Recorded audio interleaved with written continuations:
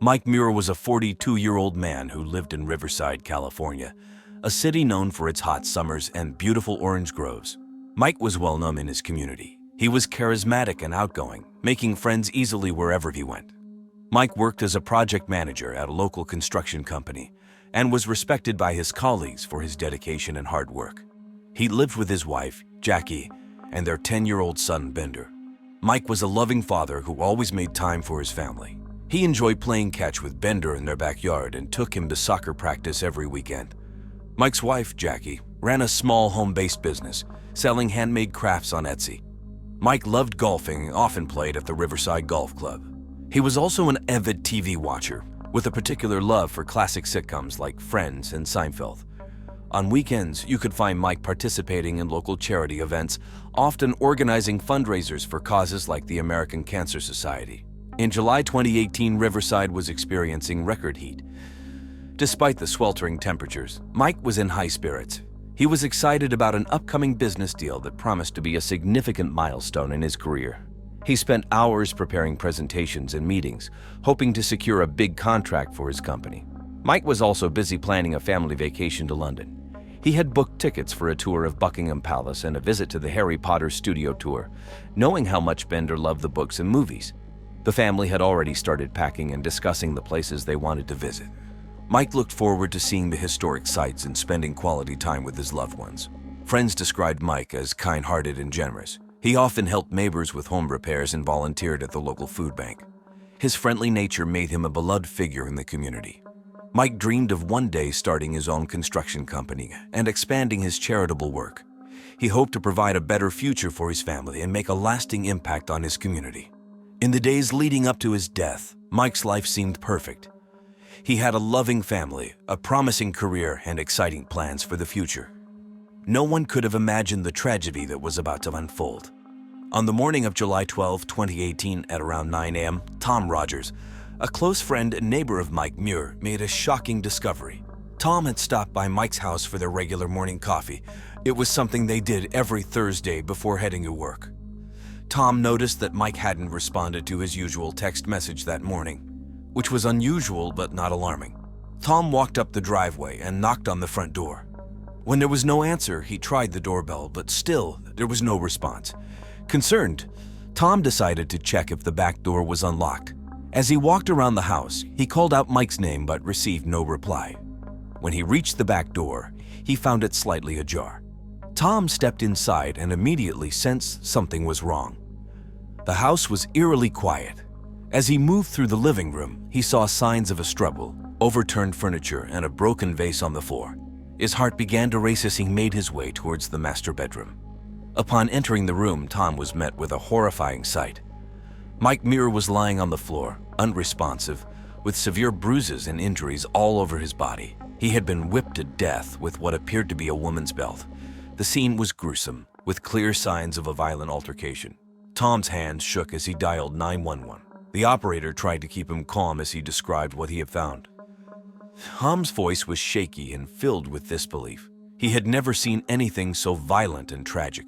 He stayed on the line, waiting for the police to arrive, unable to comprehend what had happened to his friend.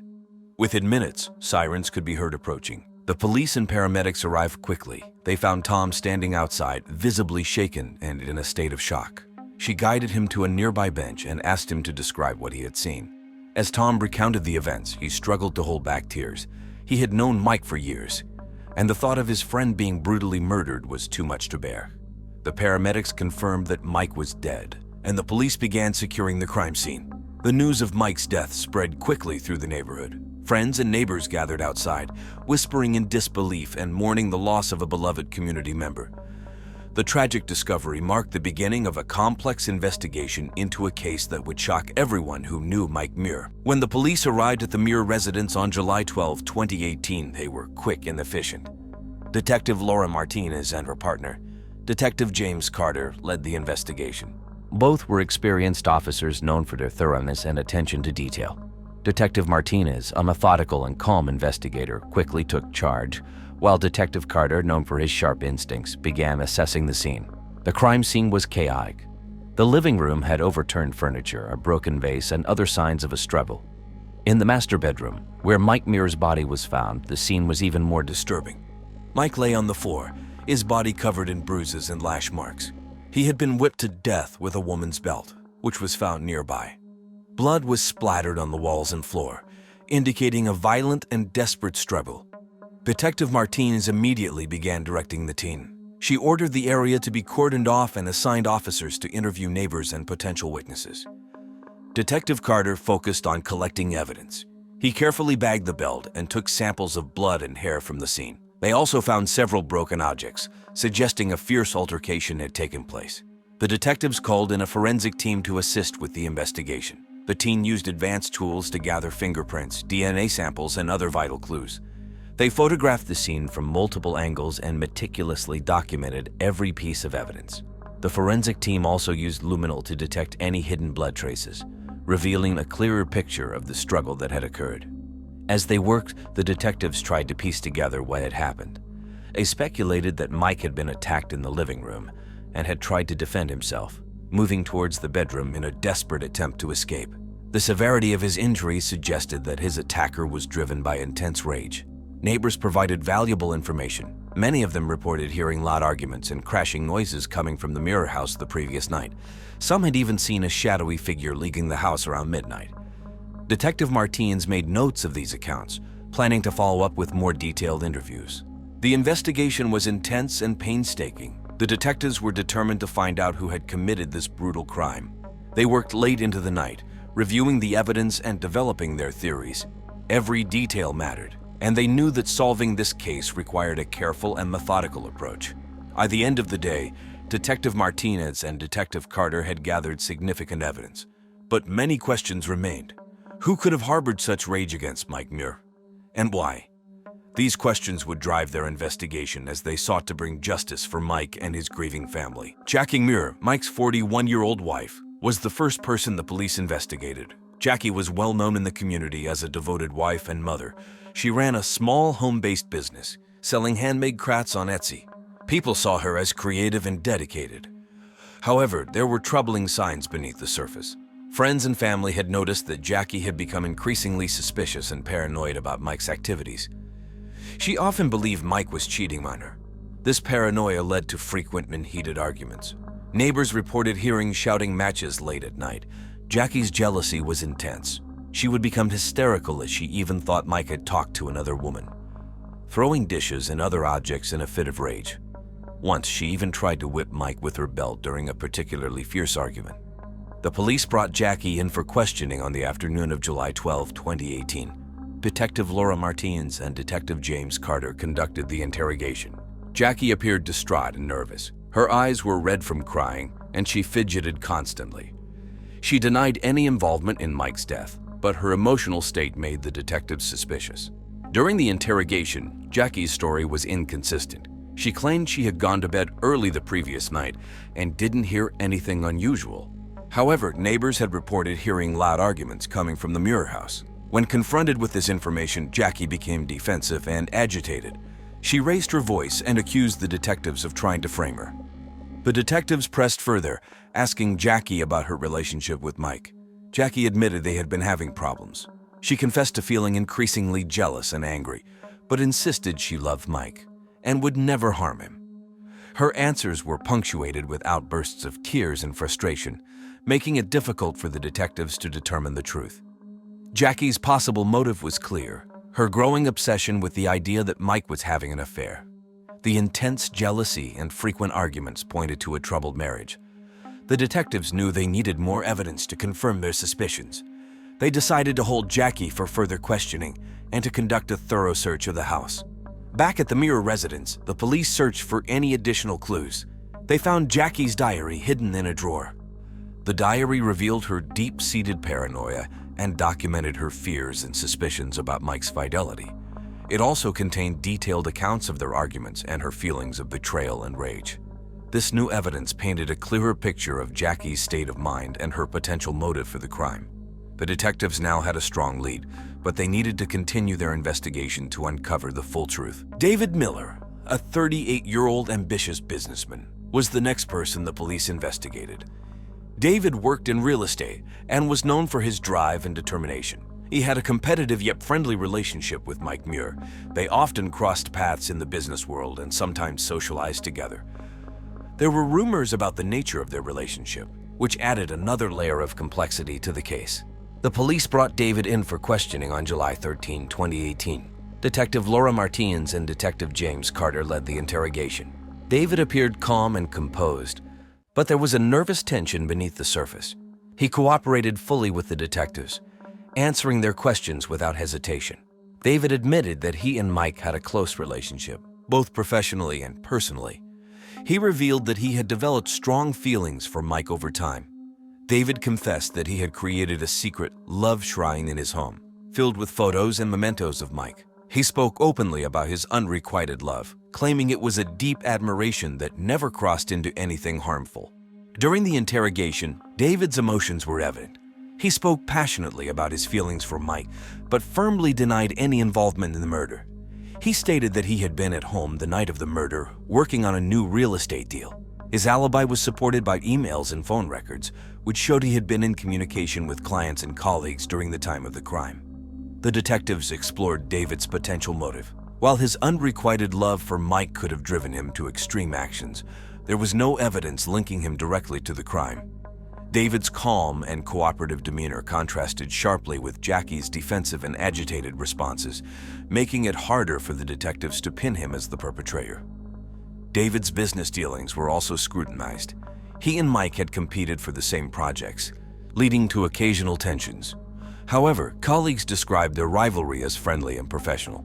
There were no signs of any major conflicts that could have escalated into violence. Despite his clear feelings for Mike and the strange nature of the love shrine, there was no concrete evidence to implicate David in the murder. The detectives concluded that while David's relationship with Mike was unusual, it did not provide a sufficient motive for murder. They decided to keep him on their radar but turned their focus to other potential leads. David's interview added another layer to the investigation, revealing the complex relationships in Mike's life. The detectives continued to piece together the puzzle, knowing they were still far from uncovering the full truth behind Mike Muir's tragic death.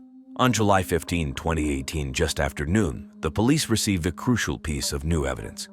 It was a scorching summer day, with temperatures reaching record highs in Riverside, California.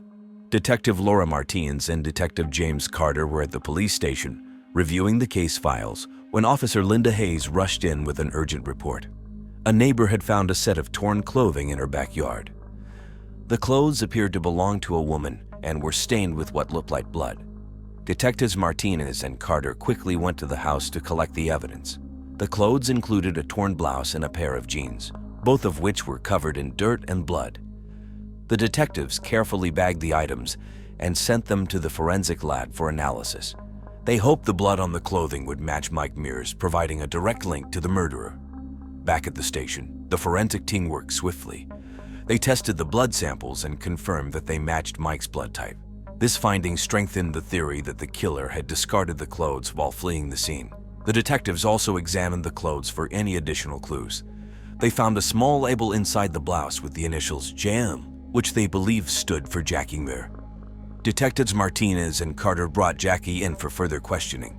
When confronted with the new evidence, Jackie became visibly distressed. She denied that the clothes were hers and insisted she had no idea how they ended up in the neighbor's yard. Her nervous behavior and contradictory statements only heightened the detectives' suspicions. With this new evidence, the detectives felt they were getting closer to solving the case. The torn, blood-stained clothing provided a tangible link to Jackie, reinforcing their belief that she was involved in Mike's murder. They continued to gather information and build their case, determined to uncover the truth and bring justice to Mike Muir. Sarah Jane Brines, a 34-year-old teacher, was the third suspect the police investigated. Sarah Jane was energetic and friendly, well-liked by her colleagues and students at Riverside Elementary School. She had known the Muir family because she taught their son, Bender. Despite her cheerful demeanor, Sarah Jane had a secret that complicated the case. Detectives Laura Martins and James Carter brought Sarah Jane in for questioning on July 16, 2018. She appeared calm but nervous, twirling a strand of her hair as she sat down. When asked about her relationship with the Muirs, Sarah Jane revealed that she had been having an affair with Jackie Muir for over a year. Although the affair had ended a few months before Mike's murder, Sarah Jane admitted she still had lingering feelings for Jackie. Sarah Jane's possible motive stemmed from jealousy and unrequited love. She confessed that she felt hurt when Jackie ended their affair and suspected that Jackie might have been trying to rekindle her marriage with Mike. However, Sarah Jane insisted she had nothing to do with Mike's death. Her alibi for the night of the murder was that she was at home, grading papers, and watching The Great British Bake Off on Netflix, a popular watch for those with anxiety and other mental disorders. She provided the detectives with her laptop, which showed activity during the time of the murder supporting her alibi.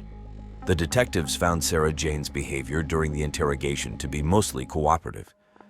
She answered questions calmly but seemed genuinely sad when talking about her past relationship with Jackie. Detective Carter noticed a hint of bitterness when Sarah Jane spoke about Jackie's attempts to fix her marriage, but there were no signs of violent tendencies. To verify Sarah Jane's statements, the detectives interviewed her colleagues and neighbors. They all described Sarah Jane as kind and professional, with no history of aggressive behavior. Her alibi was further confirmed by a few neighbors who remembered seeing her car parked in her driveway all night on July 11. Despite her apparent innocence, the detectives couldn't ignore the complexity of her relationship with Jackie. They theorized that Sarah Jane might have been driven by jealousy or heartbreak, but there was no direct evidence linking her to the crime scene. With Sarah Jane's alibi holding up and no concrete evidence against her, the detectives decided to focus on other leads. They kept Sarah Jane on their radar but shifted their attention back to Jackie, who remained the primary suspect due to her inconsistent statements and the newly discovered evidence.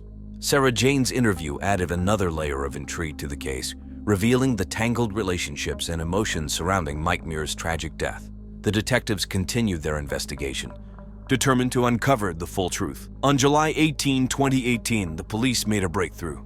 They had gathered enough evidence to arrest Jackie Muir for the murder of her husband, Mike Muir. The combination of the bloody belt, the torn clothes with Jackie's initials, and her inconsistent statements pointed to her as the murderer. Detective Laura Martins and Detective James Carter arrived at the Muir residence early in the morning. They knocked on the door, and Jackie answered, looking tired and anxious. She seemed to sense what was coming. The detectives calmly informed her that she was under arrest for the murder of Mike Muir. Jackie's face turned pale, and she began to cry, insisting that she was innocent. However, she did not resist arrest. As the detectives placed Jackie in handcuffs, neighbors gathered outside, watching in shock. Jackie's reaction to her arrest was one of disbelief and despair. She repeatedly asked, "Why the bleep would I kill him?" But the evidence against her was overwhelming. The police escorted Jackie to the station, where she was booked and held in custody. At the police station, during further questioning, the detectives confronted Jackie with the hypocrisy of her situation. They pointed out that she was obsessed with the idea that Mike was having an affair, while she had been having an affair herself with Sarah Jane Bryans. Jackie's reaction was explosive. She became violent, throwing things from her purse at the officers, and even taking off her belt and trying to whip them with. The situation escalated to the point where Jackie had to be physically restrained and was charged for attacking a police officer. After that, the detectives reviewed the case with their team. They had pieced together the events leading up to Mike's murder. Jackie's growing obsession with the idea that Mike was cheating on her had driven her into a fit of rage. On the night of July 11, 2018, an argument had escalated into violence. Jackie had grabbed her belt and whipped Mike repeatedly. The struggle had moved from the living room to the bedroom, where Mike ultimately succumbed to his injuries. Jackie's motive was rooted in her intense jealousy and paranoia. She couldn't bear the thought of losing Mike to another woman, even though there was no evidence that he was unfaithful. Her irrational fears and uncontrolled anger had led her to commit a heinous act. When the detectives informed Mike's family of Jackie's arrest, they were devastated but also relieved that the truth was coming to light. Mike's parents expressed their sorrow over losing their son and their shock at learning that Jackie was responsible. They struggled to reconcile the image of Jackie as a loving wife and mother with the violent actions that had ended Mike's life. The community was equally stunned. Friends and neighbors who had known Jackie for years were in disbelief. They had seen her as a devoted wife, not capable of such violence.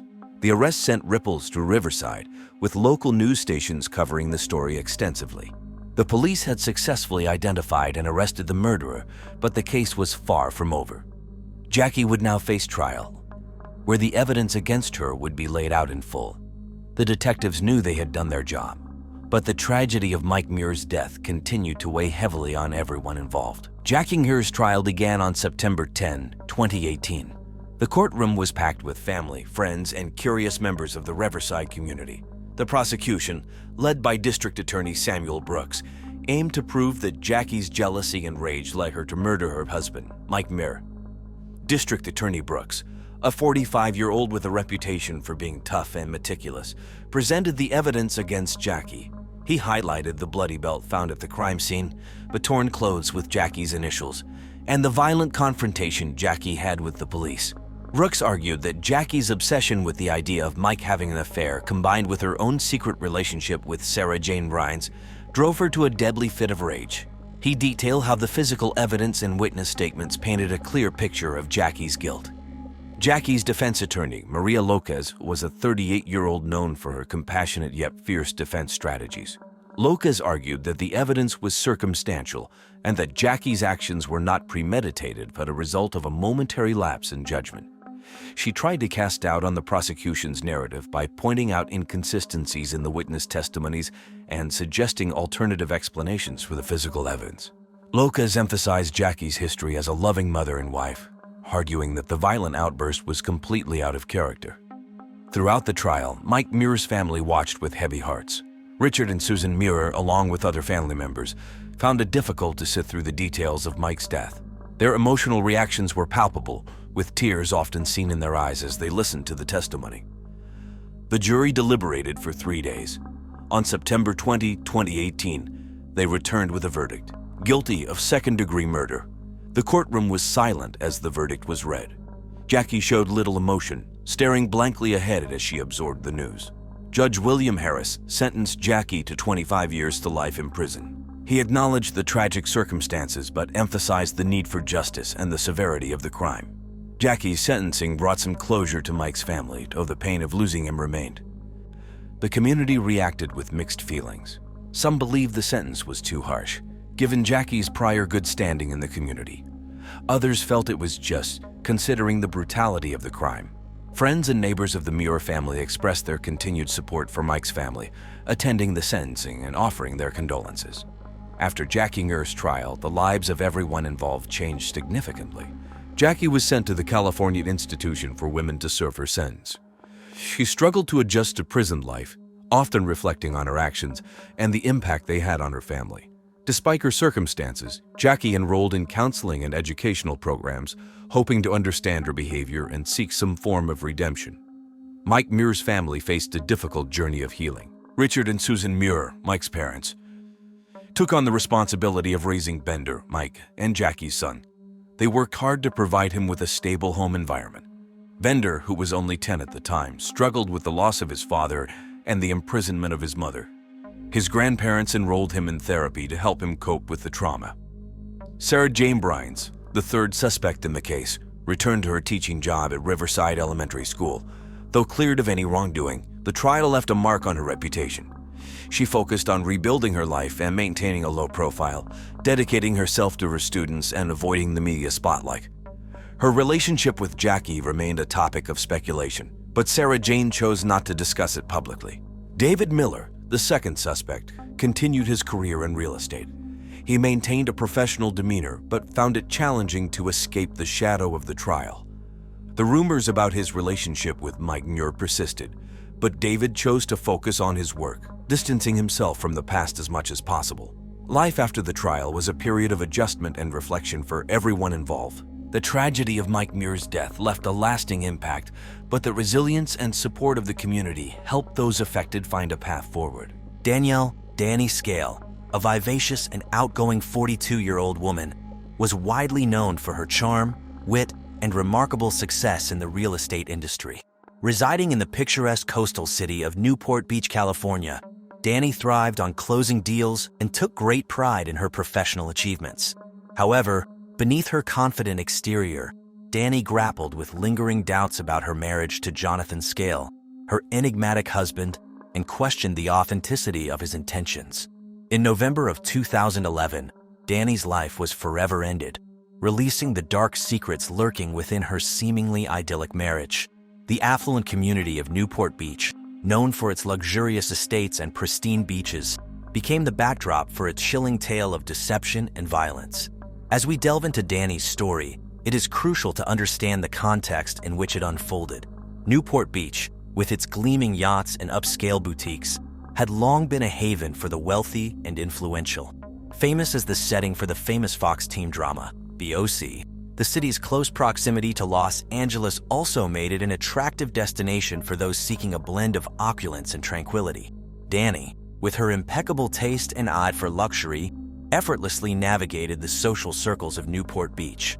She was a regular attendee at exclusive charity galas and frequented the trendy cafes that lined the city's bustling streets.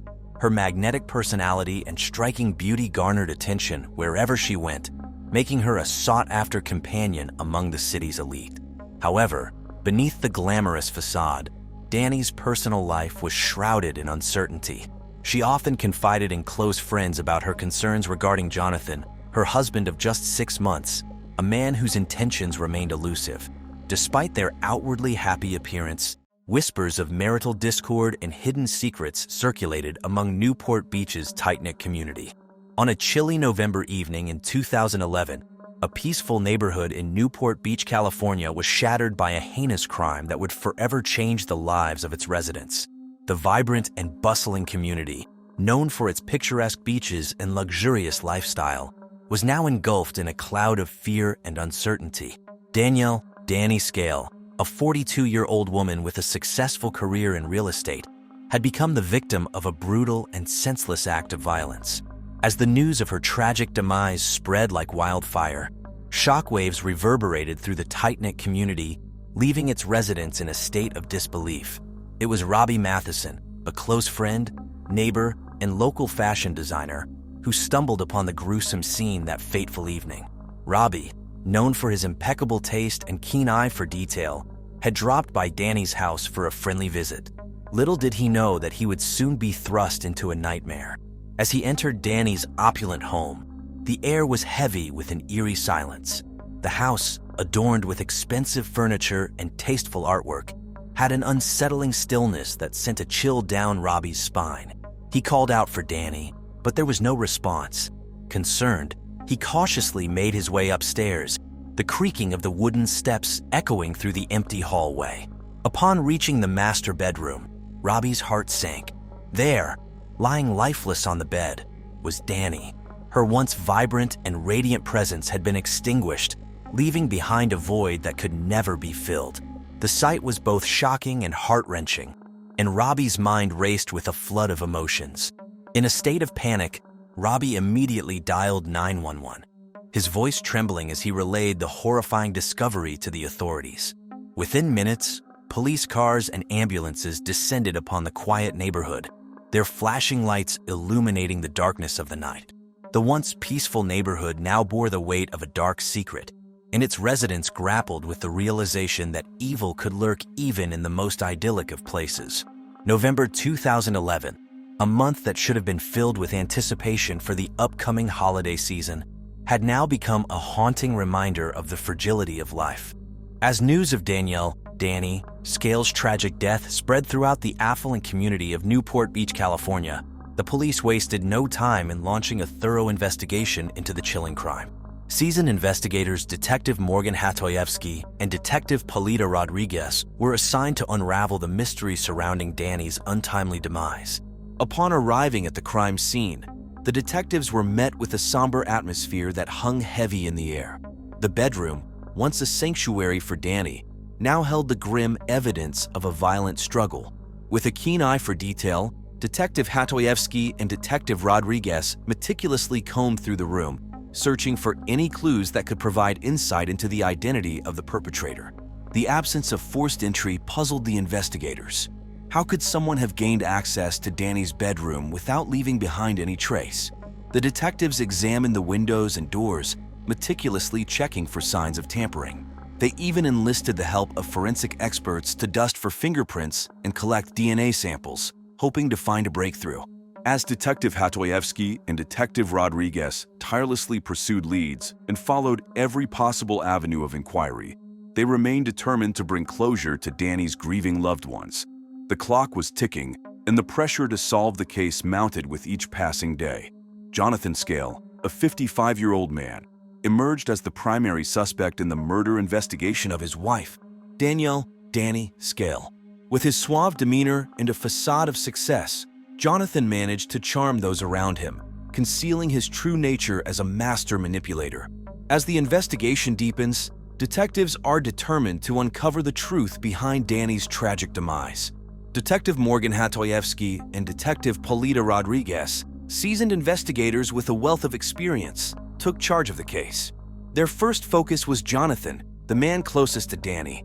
With their investigative instincts honed, the detectives meticulously interrogated him, hoping to peel back the layers of deception and uncover the truth.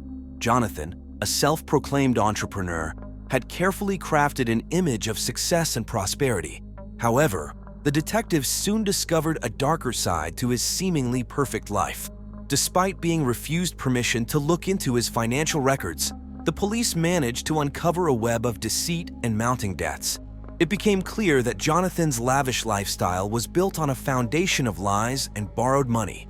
As the detectives probed further, they unearthed a series of suspicious activities in the months leading up to Danny's murder. Bank statements revealed large withdrawals and unexplained transfers from Danny's funds, raising red flags. Witnesses also came forward, recounting instances of Jonathan's volatile temper and controlling behavior towards Danny. The investigation took a dramatic turn when an anonymous tip led the detectives to a storage unit rented under Jonathan's name. Inside, they discovered a hidden cache of evidence, including a blood-stained shirt, something he claimed was from an accident playing basketball. The discovery sent shockwaves through the investigative team, providing a crucial link between Jonathan and the crime scene. The truth, hidden beneath layers of deception, was slowly being unraveled, bringing justice closer for Danny and closure for her loved ones. As the investigation into the murder of Danielle "Danny" Scale unfolded, another person of interest emerged, Jason "J-Boy" Hermosa, a 19-year-old with a taste for the finer things in life. Jason was no stranger to the affluent community of Newport Beach, California, where he was something of a modern-day male geisha to Orange County's elite. A frequent guest at high-end parties and exclusive events, his striking good looks and charismatic personality made him a sought-after companion among the elite. But behind the glamorous facade, Jason possessed a manipulative and controlling nature. He saw Jonathan Scale, Danny's husband and his current lover, as his ticket to a world of luxury. Their secret affair had been brewing for months, hidden beneath the surface of Newport Beach's pristine reputation. The affair was a dangerous game of sex and deceit, with Jason yearning for the wealth and status that Jonathan seemed to possess effortlessly. The police, eager to uncover any connections to the crime, focused their attention on Jason. They brought him in for questioning, hoping to peel back the layers of deception and uncover the truth. Jason's response was a volatile mix of anger and denial. He vehemently distanced himself from any involvement in Danny's murder, swearing on his life that he had nothing to do with her or the heinous act. His alibi, he claimed, was attending a high-profile charity event on the night of the crime. He even provided photographs and news articles from that evening as evidence, showcasing his presence among the city's elite. The detectives scrutinized the evidence, carefully examining the photographs and articles. They cross-referenced Jason's alibi with witness statements and surveillance footage from the event. The pieces of the puzzle began to come together, painting a picture of a young man desperate to escape his own reality and immerse himself in a world of opulence. The case of Danielle "Danny" Scale's murder was far from over. With two suspects in the spotlight, the detectives faced the daunting task of unraveling the truth from a web of lies and deception. As they dug deeper, they would soon discover that the secrets hidden in the shadows of Newport Beach were darker and more sinister than anyone could have imagined. In a stunning turn of events, the investigation into the murder of Danielle "Danny" Scale took a dramatic twist when a hidden safe was discovered by Robbie Matheson, a close friend and neighbor of the victim. This breakthrough occurred on an unusually rainy day in Newport Beach, California, in November of 2011. Inside the hidden safe, the police found a treasure trove of financial records that exposed a web of deceit and fraud orchestrated by Jonathan Scale, Danny's husband. The records revealed him as the head of a multi-million-dollar Ponzi scheme that spanned across 6 states, involving real estate ventures, a chain of daycares, and even a network of strip clubs. This shocking revelation left the investigators in utter disbelief, as they realized they were dealing with a criminal empire far more complex than they had initially anticipated. The evidence uncovered in the safe detailed Jonathan's elaborate scheme, which had ensnared unsuspecting investors and left a trail of financial ruin in its wake. The records showed falsified documents, forged signatures, and a complex network of shell companies designed to mask the illegal activities. The police now had a clearer understanding of Jonathan's motive for silencing Danny, as she had become a potential threat to his fraudulent empire. As news of the discovery spread, media outlets seized upon the story, dubbing it the Newport Beach Ponzi scandal. Journalists delved into the intricate details of the scheme, uncovering the extent of Jonathan's fraudulent activities, revealing him to be a fake millionaire. The scandal sent shockwaves through the community, tarnishing the reputation of Newport Beach, an affluent coastal city known for its picturesque beaches and luxurious lifestyle. With the newfound evidence, the police intensified their efforts to bring Jonathan to justice. They meticulously analyzed the financial records, cross-referencing them with other ongoing investigations into similar Ponzi schemes. The collaboration between law enforcement agencies from multiple states became crucial in unraveling the full extent of Jonathan's criminal activities. The investigation into the murder of Danny Scale had now evolved into a high-profile case that captivated the nation. The media circus surrounding the Newport Beach Ponzi scandal only added to the pressure on the police to solve the murder and dismantle Jonathan's fraudulent empire. Ilea Evans, a 24-year-old activist with a strong sense of social justice, found herself entangled in the investigation surrounding the murder of Danielle "Danny" Scale. Ilea, known for her unwavering determination and passion for social causes, had long suspected Jonathan Scale, Danny's husband, of being involved in illicit activities. Her suspicions were fueled by rumors, later proven true, circulating in the close-knit rich community of Newport Beach, California. On a chilly November morning in 2011, Ilea was called in for questioning by the police. The interrogation room was dimly lit, casting long shadows on the walls. Detective Morgan Hatoyevsky, a seasoned investigator, sat across from her, his piercing gaze fixed on her every move. Ilea, dressed in her signature black hoodie and worn-out sneakers, maintained an air of defiance as she answered the detective's questions. She vehemently denied any involvement in Danny's murder, her voice quivering with a mix of anger and determination. "I may be an activist, but I would never resort to violence," she declared, her words echoing through the sterile room. The detective pressed on, probing for any evidence that could link Ilea to the crime. He raised his eyebrows, his skepticism evident, as he presented her with photographs taken at a protest she had organized against Jonathan's alleged fraudulent activities. Ilea's eyes narrowed, her resolve growing stronger as she explained, "I may have been vocal about his corruption, but I believe in exposing the truth through peaceful means." As the interrogation continued, Ilea recounted her encounters with Jonathan, describing his extravagant lifestyle and the aura of power that surrounded him. She spoke of the rumors she had heard about his involvement in an interstate network of strip clubs and a chain of daycares, all part of an elaborate Ponzi scheme. Her words painted a vivid picture of a man consumed by greed and willing to go to great lengths to protect his empire. Despite the lack of concrete evidence linking Ilea to the crime, the police were determined to explore every lead. They scrutinized her alibi, interviewed her acquaintances, and searched for any connection she might have had to the murder. Ilea remained steadfast, her unwavering belief in justice propelling her forward. In a stunning turn of events, the police cracked the case of Danielle "Danny" Scale's murder and apprehended the culprit responsible for this heinous crime. Jonathan Scale, the victim's own husband, was taken into custody, facing charges related to her untimely demise. The breakthrough in the investigation came when a secret audio tape was discovered, capturing Danny's chilling words about her husband. "My husband is a fake millionaire." This revelation provided a crucial piece of evidence that helped connect the dots and shed light on the sinister truth behind Danny's murder. Jonathan, who presented himself as a successful entrepreneur, was revealed to be living a life built on lies and deceit. Behind his polished exterior, he had been running a multi-million-dollar Ponzi scheme, defrauding unsuspecting thousands of victims across 6 states. Shockingly, his fraudulent activities extended beyond real estate, encompassing a chain of daycares and even a network of strip clubs. The police, armed with this newfound evidence, were able to establish Jonathan's motive for silencing his wife.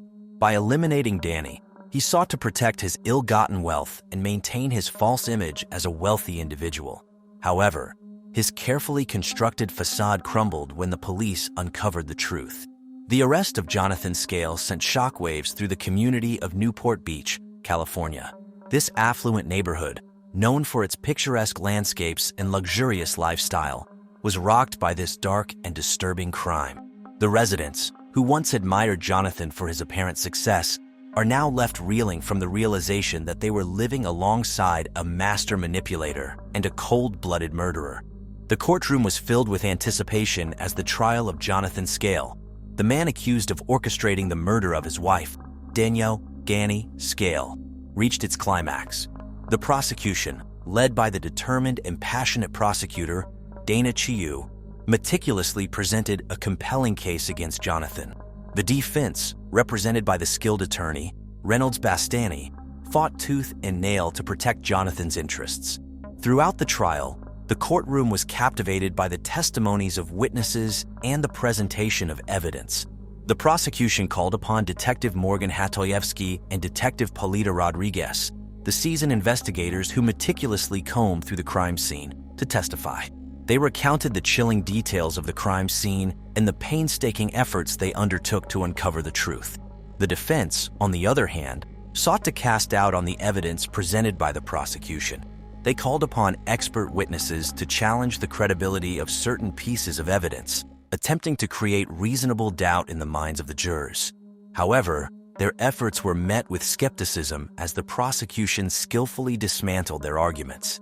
After weeks of intense deliberation, the jury finally reached a verdict.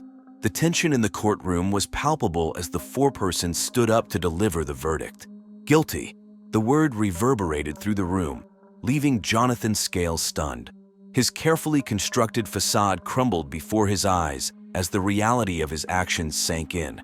The sentencing, which took place a few weeks later, marked the end of Jonathan's reign of deception. The judge, taking into account the severity of the crime and Jonathan's lack of remorse, handed down a sentence of life behind bars, a fitting punishment for a man who had shattered the lives of those who loved him. As the trial came to a close, the impact of the verdict rippled through the lives of the victims' friends and family. The trial served as a stark reminder of the devastating consequences of greed and the length some individuals would go to protect their secrets. Following the conclusion of the trial, the lives of those involved in the case took divergent paths. Jonathan Scale, the mastermind behind the murder of his wife, faced the consequences of his heinous actions as he began his sentence behind bars. The courtroom was abuzz with a mix of emotions as the guilty verdict for his Ponzi scheme was announced, marking the end of Jonathan's reign of deception. Meanwhile, the dedicated police investigators, Detective Morgan Hatoyevsky and Detective Polita Rodriguez, continued their tireless pursuit of justice. They remained committed to ensuring that no stone was left unturned in their quest for truth. Their unwavering determination and meticulous attention to detail were instrumental in bringing Jonathan to justice. In the aftermath of the trial, the community of Newport Beach began to slowly regain its sense of security. The shocking murder had sent shockwaves through the close-knit neighborhood, leaving residents on edge. With Jonathan Scale behind bars, a collective sigh of relief could be felt as the community began to rebuild and restore its once tranquil atmosphere, but not before drawing attention to the intricacies of the criminal justice system and the devastating consequences of greed. The case of Danielle "Danny" Scale, the woman whose dying words exposed her husband's web of lies, serves as a chilling reminder of the darkness that can lurk beneath the surface of seemingly perfect lives. In the affluent city of Newport Beach, a community shattered by deceit and violence learned that even the most charming facade can hide the most sinister secrets. Emily Kenyon was a 37-year-old woman who lived in West Palm Beach, Florida. She was known for being kind and caring, with a special love for snakes. She worked as a curator at a local reptile house, where she took care of different kinds of snakes. Her collection included pythons, bows, and even a rare green mamba. Emily also loved gardening and spent a lot of her free time tending to her plants and flowers. Emily went to the University of South Florida, where she studied biology. She met Marlon Kenyon there, and they got married shortly after she graduated. They moved to a cozy house with a big backyard, perfect for her garden and snake enclosures. Emily was close to her family, especially her younger brother named Brian, who worked as a teacher in Orlando. Emily was very involved in her community. She volunteered at the local animal shelter and helped organize charity events. She was a member of the West Palm Beach Garden Club and often shared her gardening tips with friends and neighbors. People described Emily as friendly, always willing to lend a hand, and full of life. In September 2003, Emily's life took a dramatic turn. She discovered that her husband Marlon was secretly married to another woman named Zara Pinnock, who Emily knew as her gynecologist. This revelation shocked Emily. She revealed his bigamy to her close friend and coworker Robert Banjovac, who shared her love for snakes. Robert was worried about her and advised her to be careful. Emily decided to confront Marlon about his bigamy. She was determined to get answers and figure out what to do next. Despite the stress, she continued with her daily routines, working at the reptile house and tending to her garden. She even attended a community fair where she helped with a snake exhibit and enjoyed watching children's faces light up in amazement.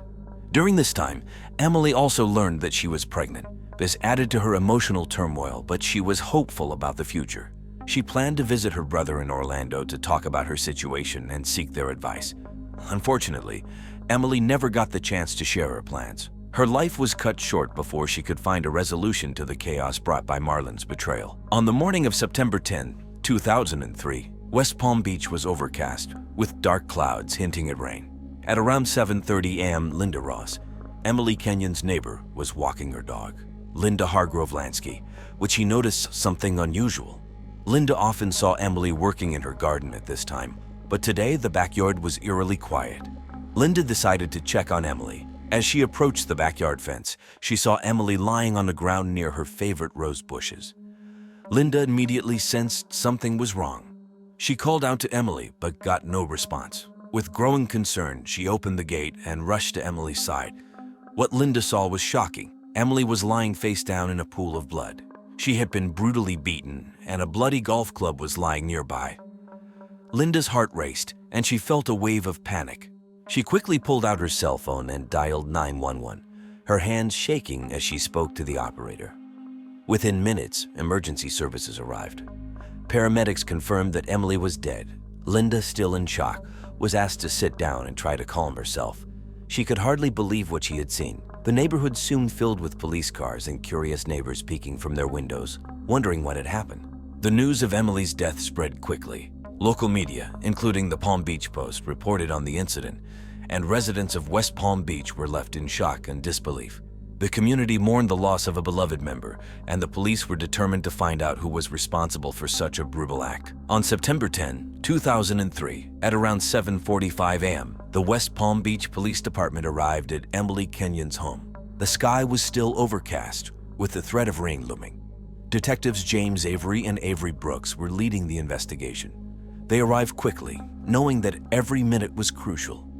Detective Avery, known for his keen eye and calm demeanor, took charge of the scene. His partner, Detective Brooks, was meticulous and methodical, always careful to preserve evidence. The backyard was now a crime scene, and a once beautiful garden looked like a battlefield. Blood was splattered on the grass and patio, and an overturned pot lay next to Emily's body. The detectives immediately noticed the golf club lying next to Emily. It was covered in blood and appeared to be the murder weapon. Emily's body showed signs of a violent struggle, with multiple wounds to her head and upper body. The scene was chaotic, with broken flower pots and scattered gardening tools, indicating a fierce attack. Forensic experts arrived shortly after the detectives.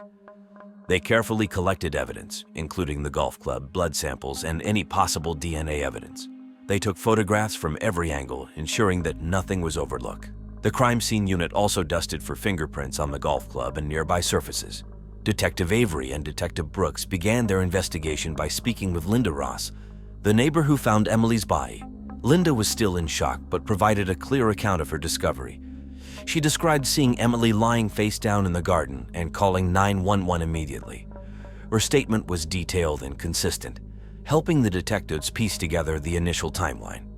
As the investigation continued, the detectives canvassed the neighborhood.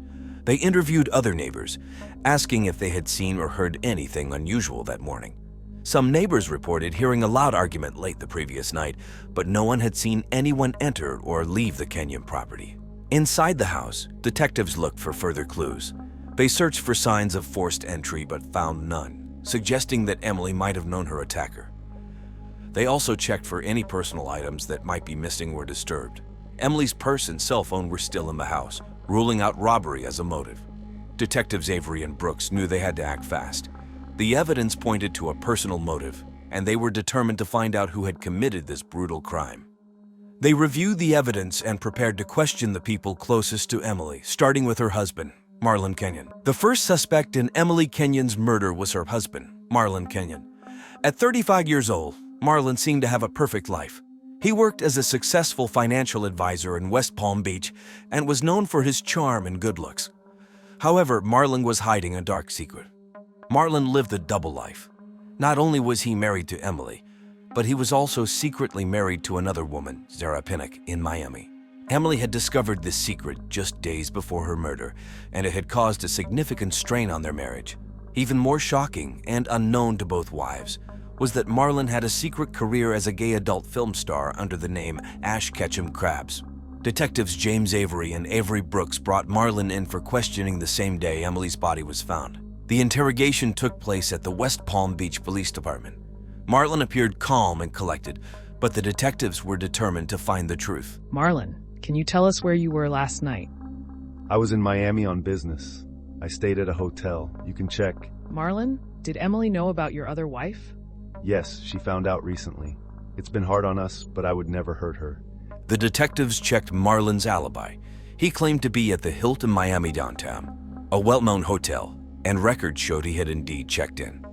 However, the timeline was still suspicious. Marlon could have driven back to West Palm Beach, committed the crime, and returned to Miami. Despite his calm demeanor and alibi, Marlon's double life provided a strong motive. Emily's discovery threatened to expose him, and he had a lot to lose. The detectives found Marlon's calmness unsettling. It seemed almost too perfect, as if he had rehearsed his answers. They continued to question him about his whereabouts, his relationship with Emily, and his secret life. Marlon maintained his innocence, insisting that he loved Emily and would never harm her. The detectives knew they needed more evidence to prove his guilt. Marlon was released but remained under surveillance. Detectives Avery and Brooks continued to dig into his background, hoping to find something that would link him to the crime. They interviewed his coworkers, checked his financial records, and even spoke to his second wife, Sarah, who was also in shock over the revelations. The case against Marlon was building, but the detectives needed a smoking gun. They hoped that the ongoing investigation would uncover the evidence they needed to bring justice for Emily. The second suspect in Emily Kenyon's murder was Zara Pinnock, Marlon Kenyon's other wife. Zara, a 30-year-old gynecologist, was known for her dedication to her patients at a Miami clinic. She was compassionate, hardworking, and well-respected in her field. Unbeknownst to her, she was part of Marlon's secret double life.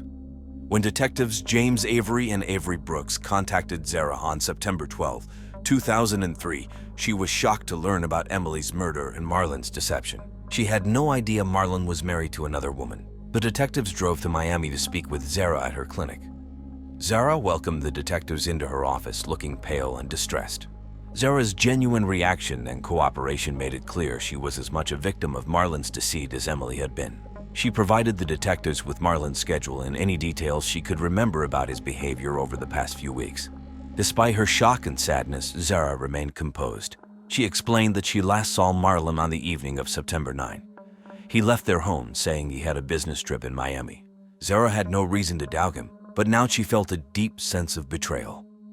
The detectives asked Zara if she had any reason to believe Marlon might harm Emily. "No, I never imagined he was capable of something like this," Zara replied. "He was always so caring and attentive, but now I don't know what to believe." After the interview, detectives Avery and Brooks reviewed Zara's statements and alibi, They verified that she was indeed at work the night of Emily's murder, making it impossible for her to have committed the crime. However, her testimony provided valuable insight into Marlon's character and possible motives. Zara's heartbreak and anger at Marlon's betrayal were evident. She cooperated fully with the investigation, eager to see justice served for Emily. The detectives thanked her for her time and promised to keep her informed as the case progressed. With Zara cleared as a suspect, the focus returned to Marlon. The detectives felt they were closing in on the truth, but they needed more evidence to make their case airtight. They'd hoped that further investigation would reveal the final pieces of the puzzle. On September 15, 2003, 5 days after Emily Kenyon's murder, new evidence emerged. The weather that morning was sunny with a light breeze, offering a brief respite from the recent gloom. At around 9:00 a.m., Detective James Avery received a call from a local pawn shop owner, Henry Guanabeo. Henry reported finding a gold bracelet with Emily's initials engraved on it. Detectives Avery and Avery Brooks quickly drove to Turner's Pawn Shop, located on Clematis Street, a well-known shopping area in West Palm Beach. The shop was small but filled with various items, from old guitars to vintage jewelry. Henry handed the bracelet to Detective Avery, explaining that a man had tried to sell it 2 days ago.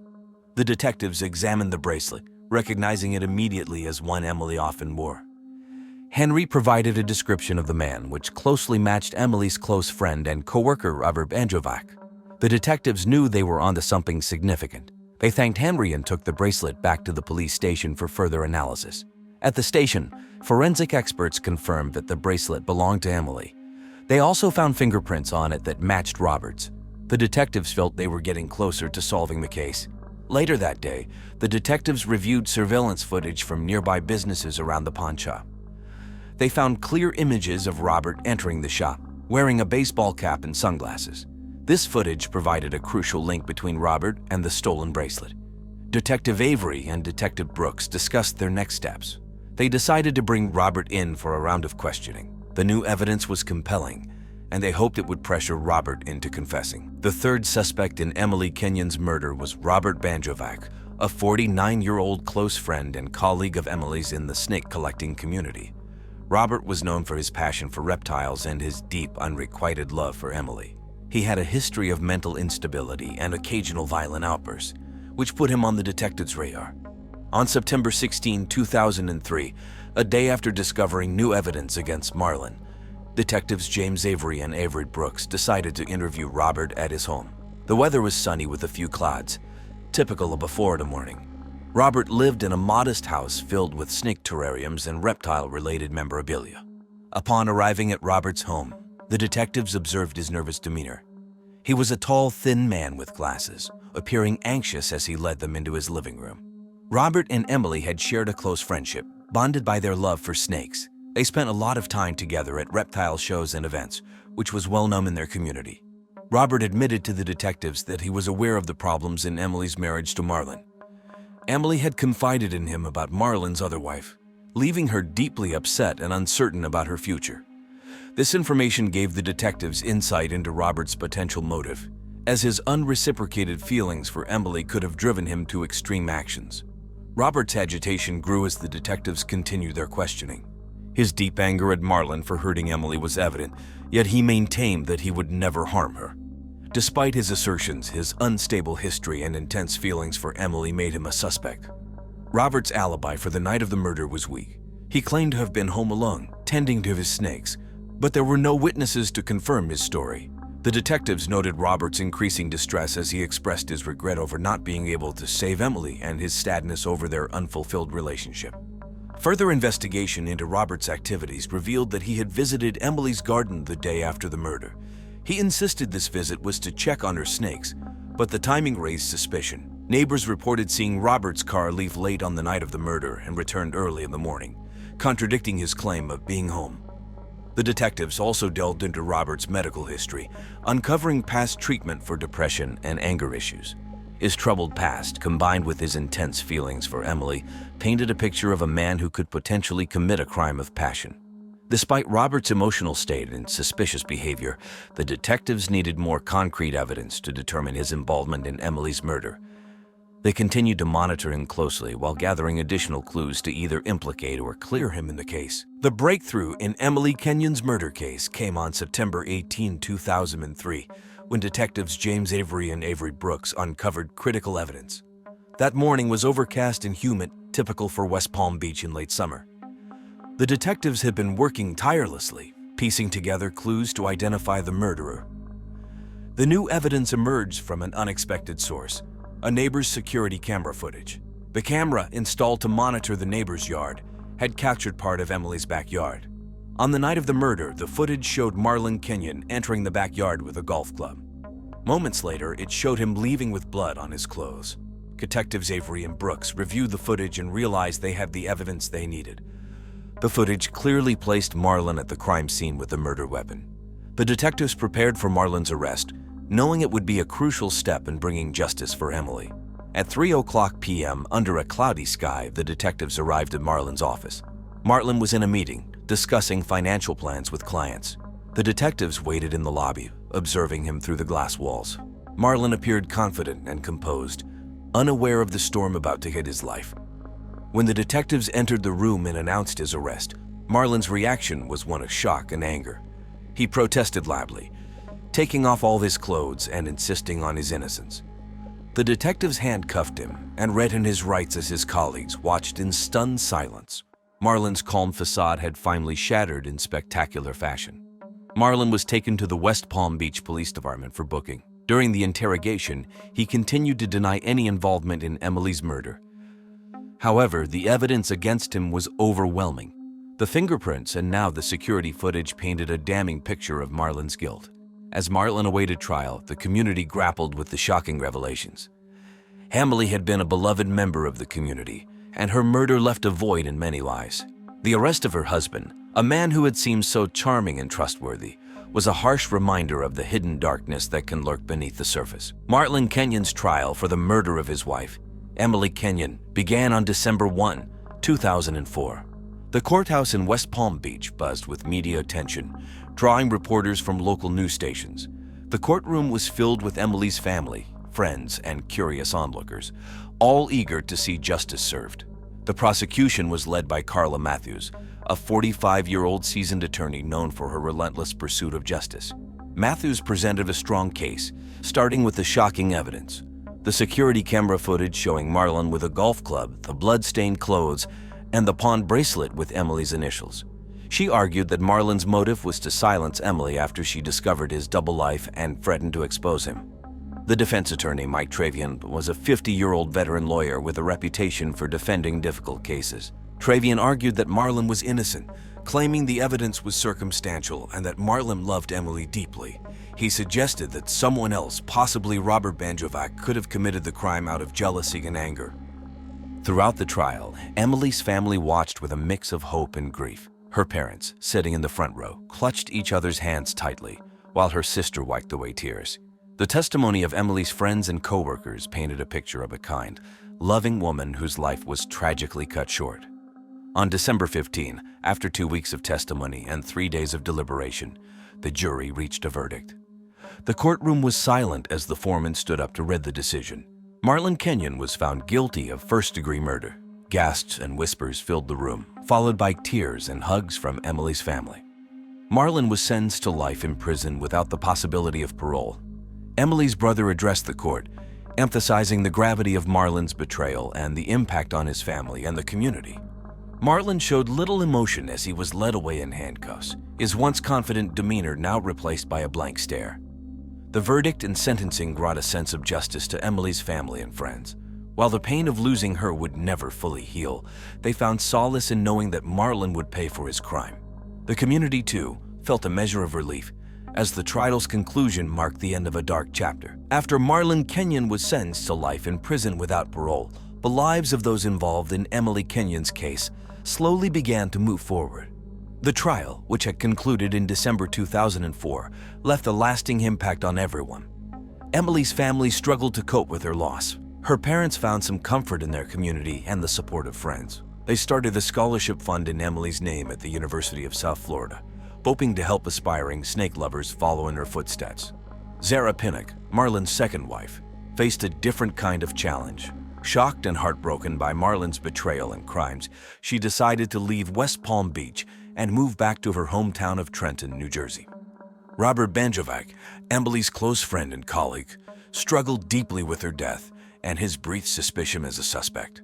After the trial, Robert sought therapy to deal with his grief and mental health issues. Robert also continued to care for Emily's snakes, ensuring her legacy lived on through their well-being. Marlon Kenyon, now serving his life sentence, remained largely silent. His double life and the tragic consequences of his actions were subjects of ongoing discussions among his fellow inmates and the prison staff. His fall from grace served as a cautionary tale about the destructive power of secrets and lies.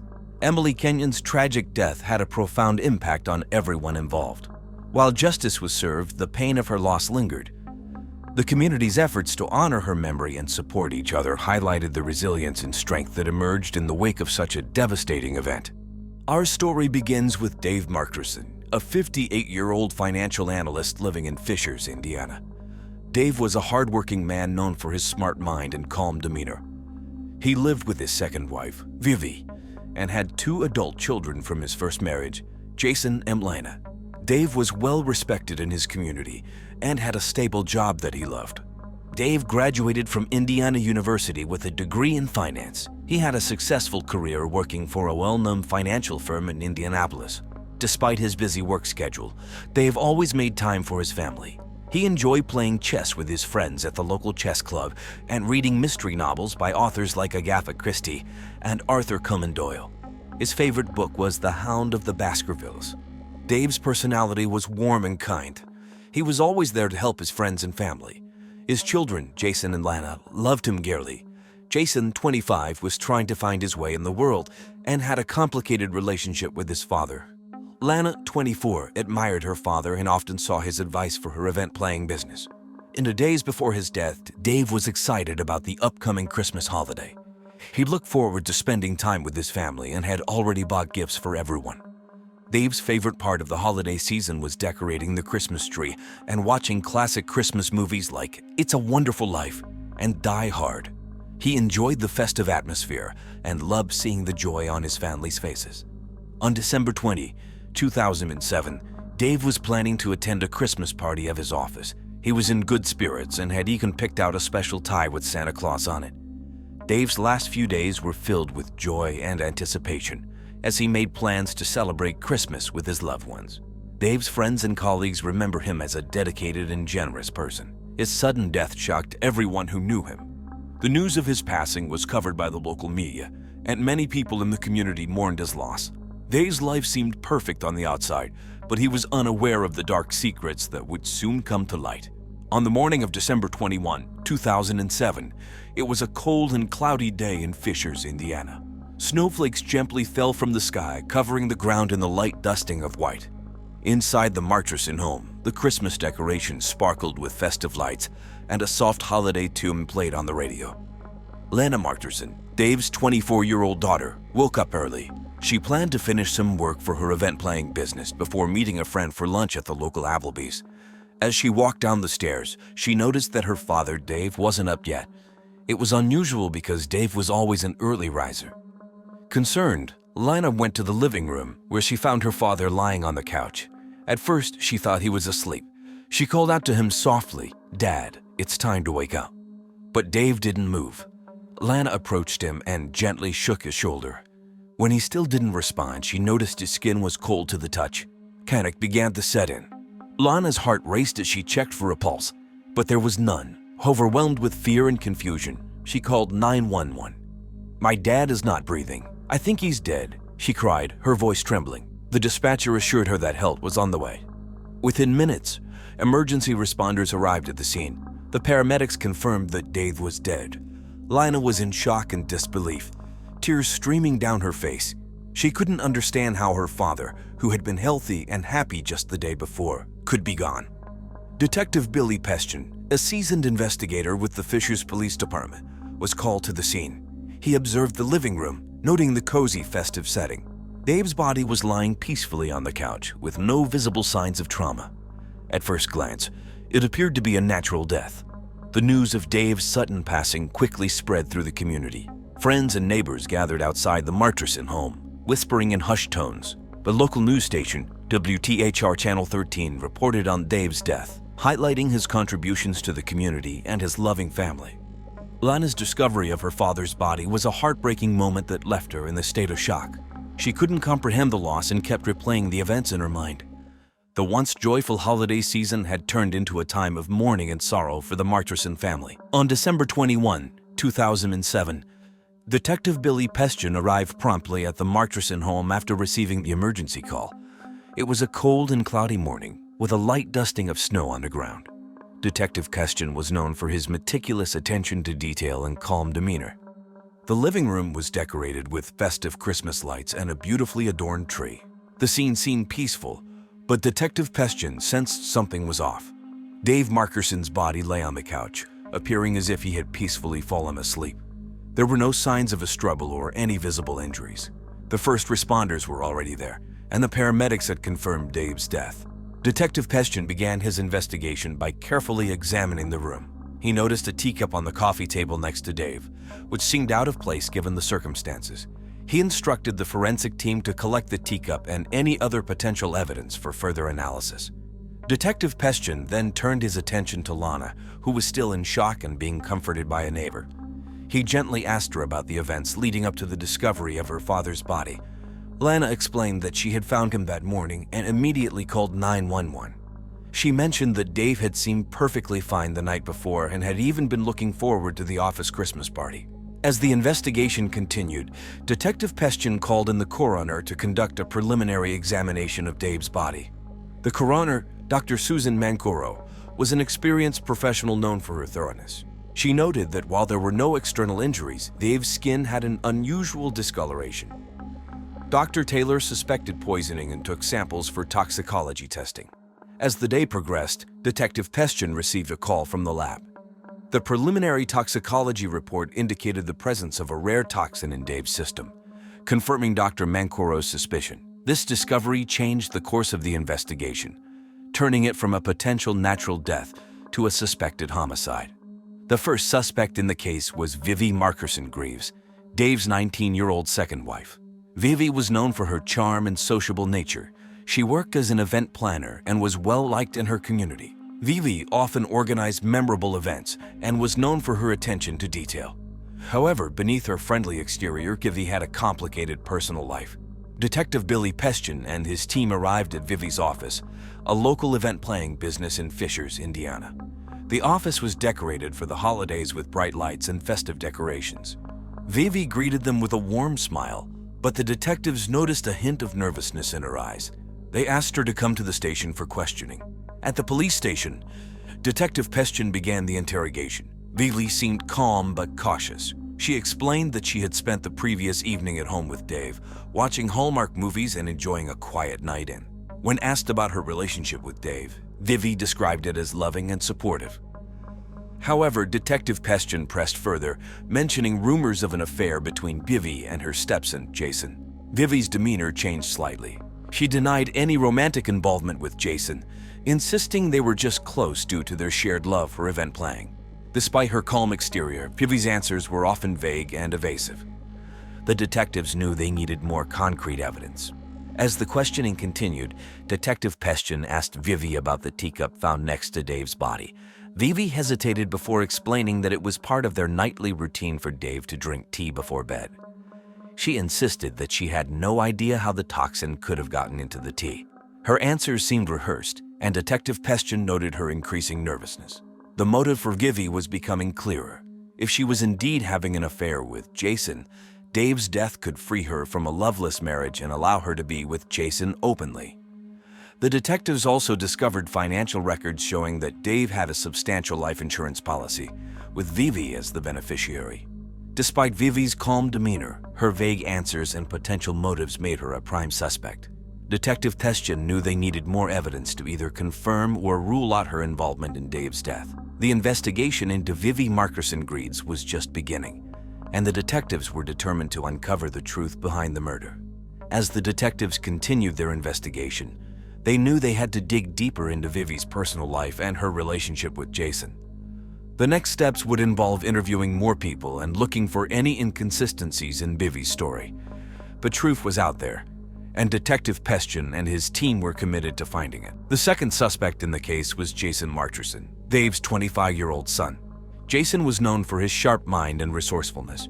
He had a complicated relationship with his father and had spent some time in a mental facility. Jason had recently developed a romantic relationship with his stepmother, Vivi, which made him a prime suspect. Detective Billy Pestian and his team arrived at Jason's apartment in downtown Indianapolis. Jason greeted them with a wary look, aware of the gravity of the situation. The detectives asked him to come to the station for questioning. At the police station, Detective Pestian began the interrogation. Jason seemed calm but guarded. He explained that he had been at his apartment the night before Dave's death, working on a project. When asked about his relationship with his father, Jason admitted that they had their differences but insisted that he would never harm him. Detective Pestian then brought up the rumors of Jason's affair with Vivi. Jason's calm demeanor faltered slightly. He admitted to having feelings for Vivi, but denied any involvement in Dave's death. He claimed that their relationship was consensual and that they had planned to talk to Dave about it after the holidays. The detectives pressed further, asking Jason about his recent financial troubles.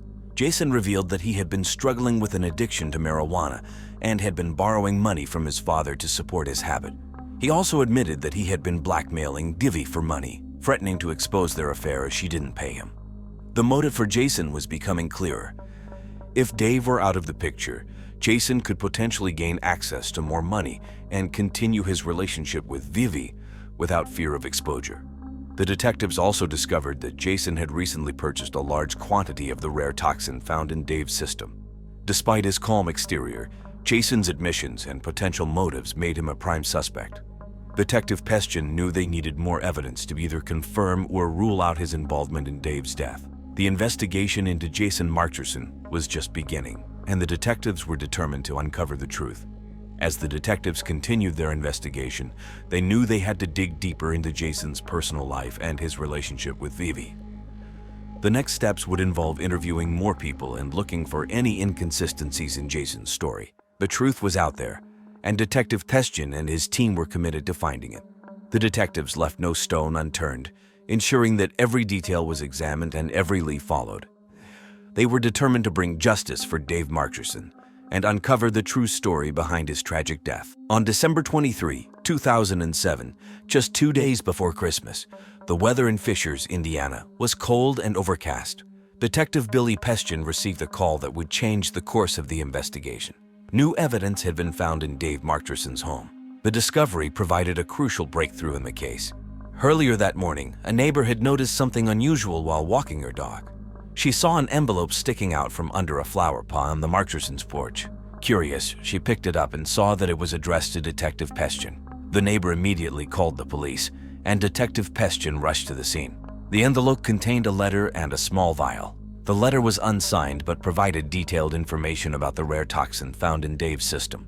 The writer claimed to know who the killer was and provided specific details about how the toxin had been acquired and used. The letter also mentioned a hidden stash of documents in the Marchersons' attic that would reveal the true motive behind the murder. Detective Pestian and his team quickly obtained a warrant to search the attic. Inside, they found a lockbox. Using tools to carefully open it, they discovered several important documents, including financial records, personal letters, and a detailed plan outlining how the murder was to be carried out. The documents pointed to a well-planned conspiracy. Among the papers was a receipt for the purchase of the rare toxin, dated 2 months before Dave's death. The name on the receipt was Lana Marcherson, Dave's 24-year-old daughter. The detectives were shocked by this revelation, as Lana had not been a primary suspect up until this point. The new evidence painted a different picture of the crime. Detective Pestian and his team reviewed the documents thoroughly, uncovering Lana's hidden motives. The letters revealed her deep jealousy over Jason's relationship with Vivi and her desire to remove her father from the picture to gain control over the family's finances and the event planning business she co-owned with Vivi. The police responded to this new evidence by calling Lana in for further questioning. When confronted with the documents, Lana's demeanor changed from cooperative to defensive. She denied any involvement at first, but eventually broke down under pressure, revealing the extent of her involvement in the plot. Detective Pestian knew they were getting closer to solving the case.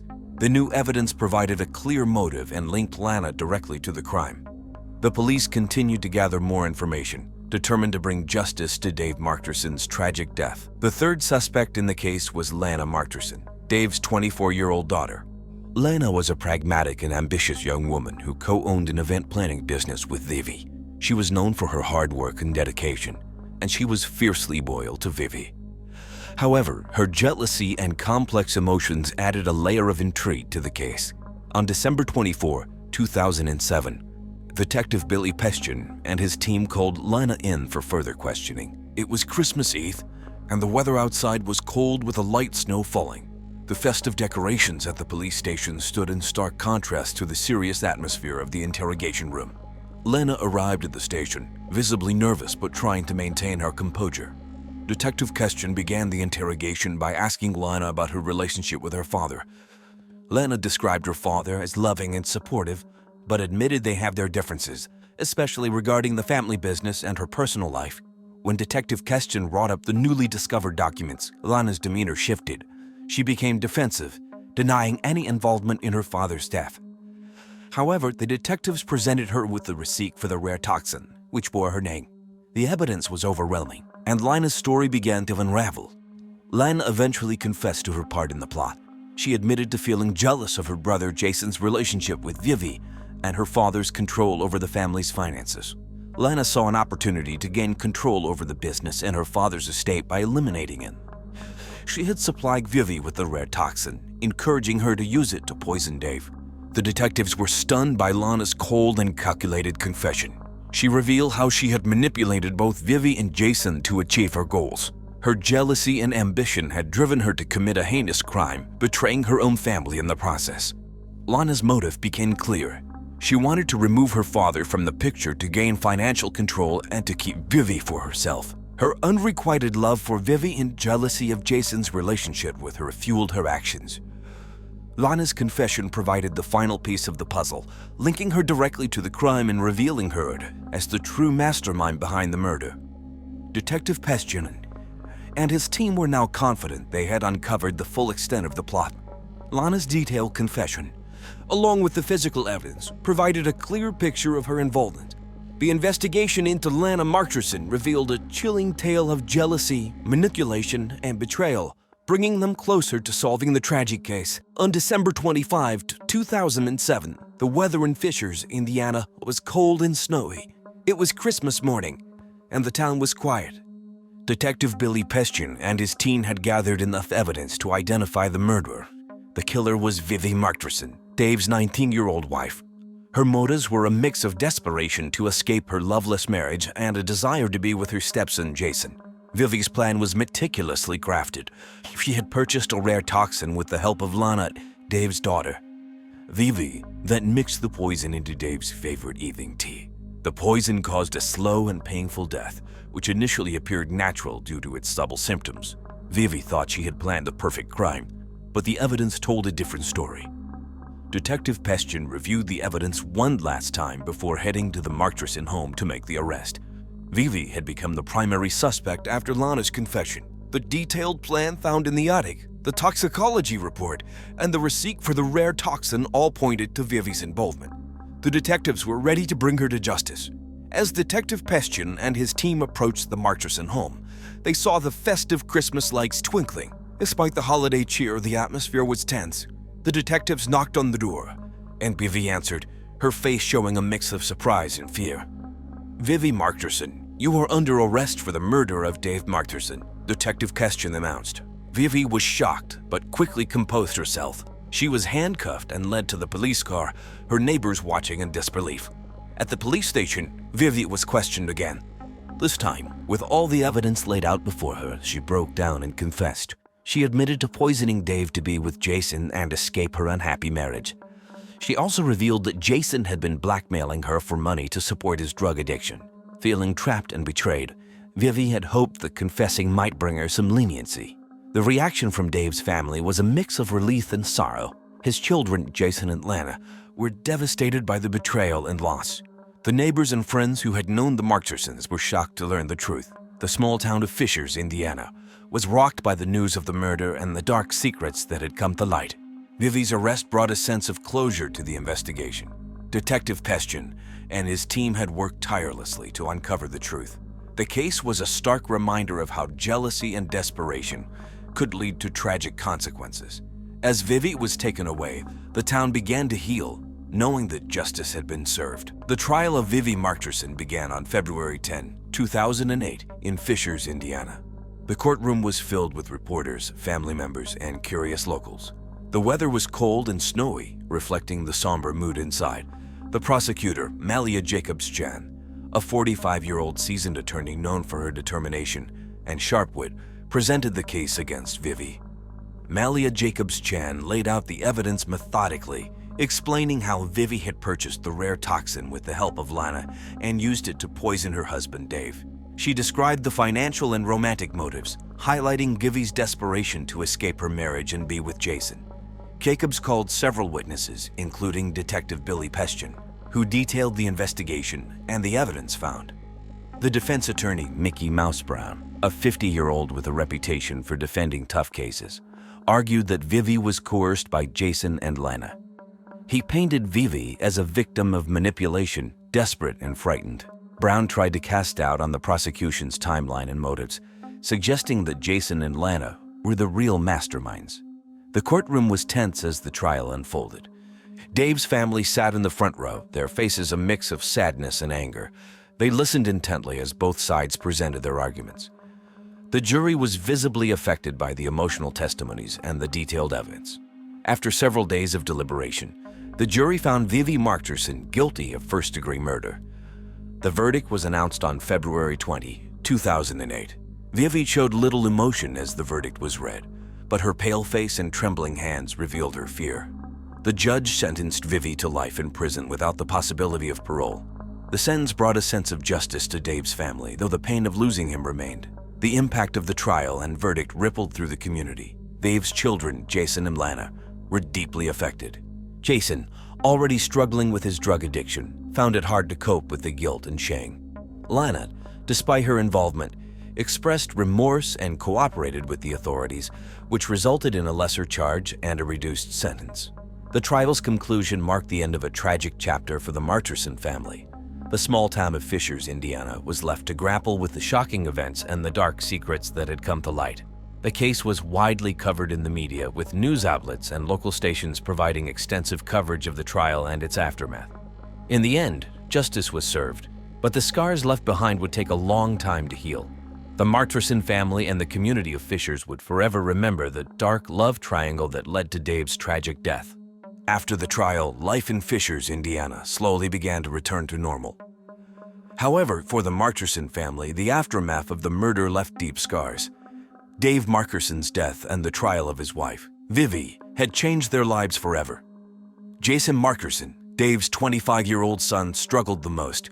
His drug addiction had worsened during the trial, and he had a hard time dealing with the guilt and shame of his involvement with Vivi. He checked into a rehabilitation center in Indianapolis, hoping to overcome his addiction and start anew. The path to recovery was long and challenging, but Jason was determined to turn his life around. Lana Marterson, Dave's 24-year-old daughter, faced her own set of challenges. Her role in the murder and the manipulation of Vivi had been exposed during the trial. Despite her cooperation with the authorities, she received a reduced sentence of 5 years in prison. Lana expressed deep remorse for her actions and planned to use her time in prison to reflect and rehabilitate. Vivi Marterson, now serving a life sentence, adapted to life behind bars. She spent her days reflecting on the choices that led to her imprisonment. Vivi joined a prison program that focused on education and personal growth. While she would never leave prison, she hoped to find some form of redemption. The town of Fishers, Indiana, slowly healed from the tragedy. The residents, who had been shocked by the events, came together to support one another. Community events and gatherings helped restore a sense of normalcy and unity. In the end, the tragic events surrounding Dave Marterson's death served as a stark reminder of the consequences of jealousy, betrayal, and desperation. The case had left a lasting impact on all those involved, but it also highlighted the importance of justice, redemption, and the strength of the human spirit. Our victim, David Linzis, was a 45-year-old high-powered attorney who resided in Gilbert, Arizona. Despite his outwardly successful life, David had a reputation for engaging in extramarital affairs and neglecting his wife, Clara. Behind closed doors, their marriage was marred by tension and resentment. Clara, a successful marketing executive at the age of 42, had dreams of a loving and faithful husband, but her reality was far from it. David was known for his high-profile cases, often making headlines in local newspapers and even appearing on television talk shows as a legal expert. His sharp mind and persuasive arguments made him one of the most sought-after attorneys in the state of Arizona. However, his professional success came at a cost to his personal life. The summer of 2010 was particularly scorching in Gilbert, with temperatures reaching record highs of almost 120 degrees. As the heat wave gripped the town, tensions within the Linzis household escalated. Clara, a petite woman with fiery red hair, found solace in her work, pouring her energy into her marketing campaigns. She often sought refuge from the sweltering heat at the local Starbucks, sipping on iced lattes as she brainstormed ideas. The Linzis residence, a sprawling two-story house on Oak Street, was a symbol of their wealth and social status. Neighbors often caught glimpses of David's expensive sports car parked in the driveway, a testament to his success. However, behind the facade of luxury, a storm was brewing. David's extramarital affairs had become an open secret among the couple's circle of friends. Rumors circulated about his rendezvous with dozens of young interns from his law firm, and whispers of infidelity echoed through the halls of the local country club. Clara, a woman of grace and poise, silently endured the humiliation, hoping that one day her husband would change. And so, the stage was set for a gripping tale of love, betrayal, and murder in the sweltering summer of 2010. It was a scorching summer day in July 2010 in the affluent suburb of Gilbert, Arizona. The sun beat down mercilessly, making the asphalt sizzle and the air feel heavy. In the midst of this sweltering heat, tragedy struck the Linzis household. Clara Linzis, a 42-year-old marketing executive, had just returned home from a long day at work. As she stepped into the coolness of her air-conditioned kitchen, she was greeted by a sight that would haunt her forever. Her husband, David Linzis, lay on the floor, his body convulsing violently. Clara's heart raced as she rushed to David's side. Panic and disbelief consumed her as she frantically searched for a pulse, but it was too late. David was already gone. Tears streamed down her face as she reached for the phone and dialed 911. Her voice trembling as she described the horrific scene. The sound of sirens blaring in the distance snapped Clara back to reality. The paramedics rushed into the house, their faces masked in a mix of concern and professionalism. They quickly assessed the situation, but it was clear that there was nothing they could do. David was beyond saving. News of the shocking crime spread like wildfire through the close-knit community of Gilbert. Neighbors whispered to each other, speculating about what could have led to such a gruesome end. The local newspaper, the Gilbert Gazette, ran a front-page article the next day, capturing the attention of readers across town. In the days and weeks that followed, the media frenzy surrounding the case grew. Television crews from the local news stations set up camp outside the Linzis residence, capturing every detail for their nightly broadcasts. As the investigation continued, the police interviewed friends, family, and acquaintances, trying to piece together the events leading up to David's death. Rumors swirled, painting a picture of a troubled marriage and a wife pushed to her breaking point. But amidst the speculation and gossip, the truth remained elusive. The local police quickly responded to the emergency call, rushing to the Linzis residence in Gilbert, Arizona. Detective Janet Tierkreis and Officer Rebecca Sanchez were assigned to investigate the tragic and mysterious death of David Linzis. As they arrived at the scene, the detectives were greeted by the sweltering Arizona heat, the sun beating down on the quiet suburban neighborhood. The Linzis house stood tall and imposing, its walls painted a crisp shade of white, contrasting with the vibrant green of the well-manicured lawn. With a sense of urgency, Detective Tierkreis and Officer Sanchez entered the house, their footsteps echoing in the empty hallway. As they made their way to the kitchen, they couldn't help but notice the pristine condition of the residence. It was as if every surface had been meticulously cleaned, presumably with Lysol, America's #1 cleaner, leaving no trace of the crime that had occurred. Upon reaching the kitchen, the detectives were met with a faint aroma of freshly brewed coffee. The room was spotless, the countertops gleaming under the fluorescent lights. A lone coffee mug sat on the table, still warm to the touch. Detective Tierkreis carefully picked it up, examining it for any signs of tampering. Using a pair of gloves, Officer Sanchez began to meticulously search the surrounding area, looking for any potential evidence. She carefully inspected the coffee machine, taking note of the brand and model. It was a Keurig, a popular brand known for its convenience and ease of use. A small pile of used coffee pods sat nearby, evidence of David's morning routine. The detectives continued their search, meticulously documenting every detail.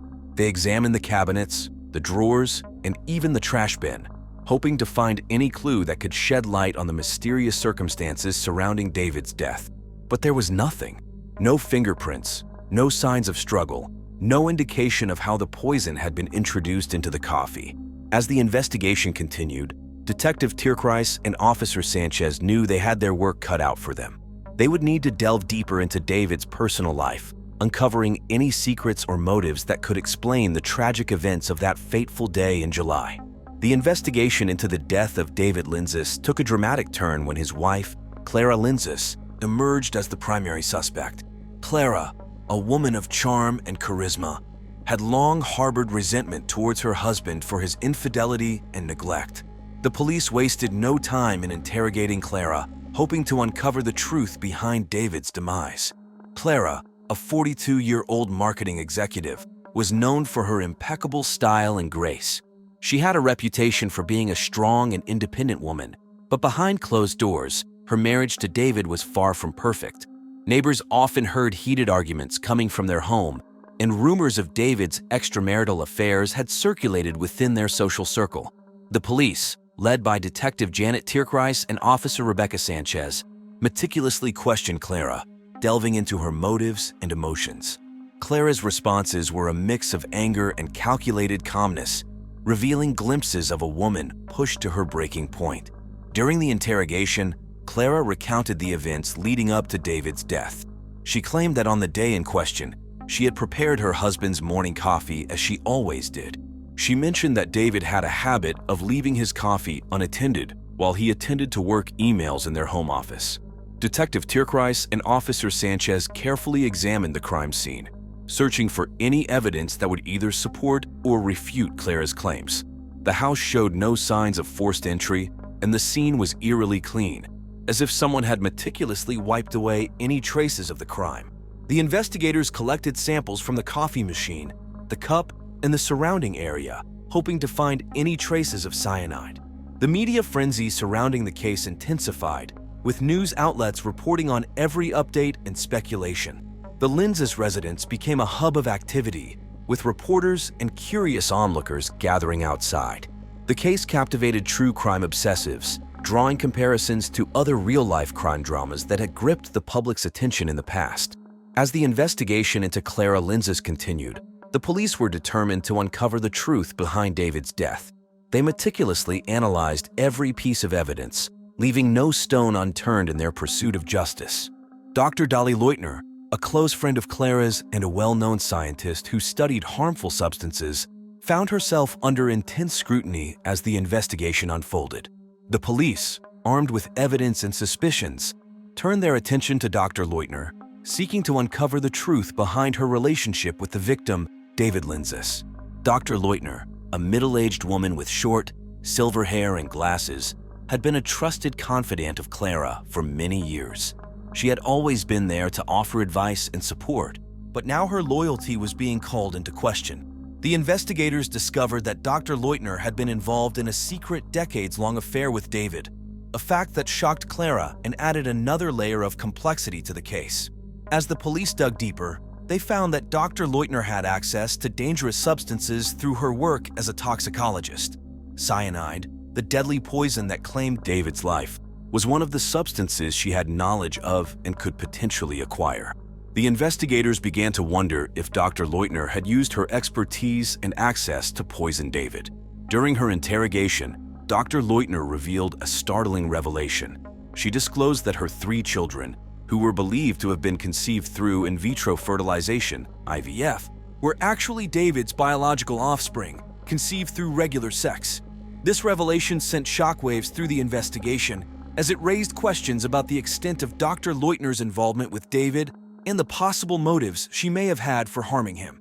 The investigators delved into Dr. Leutner's personal life, searching for any clues that could shed light on her relationship with David and her potential involvement in his death. They discovered that she had been a close friend of David's for many years, and their affair had been a well-kept secret. The investigators also found evidence suggesting that Dr. Leutner had obtained the cyanide used to poison David, further strengthening the case against her.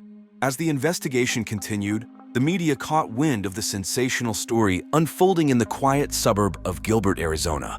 News outlets began reporting on the case, speculating on the motives and actions of both Clara and Dr. Leutner. The small town was thrust into the spotlight, with reporters flocking to the scene to cover every detail of the investigation. In the middle of their investigation, the police stumbled upon a very important clue.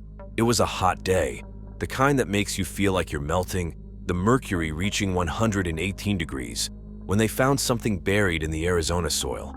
It was a hidden stash of papers in a small vial.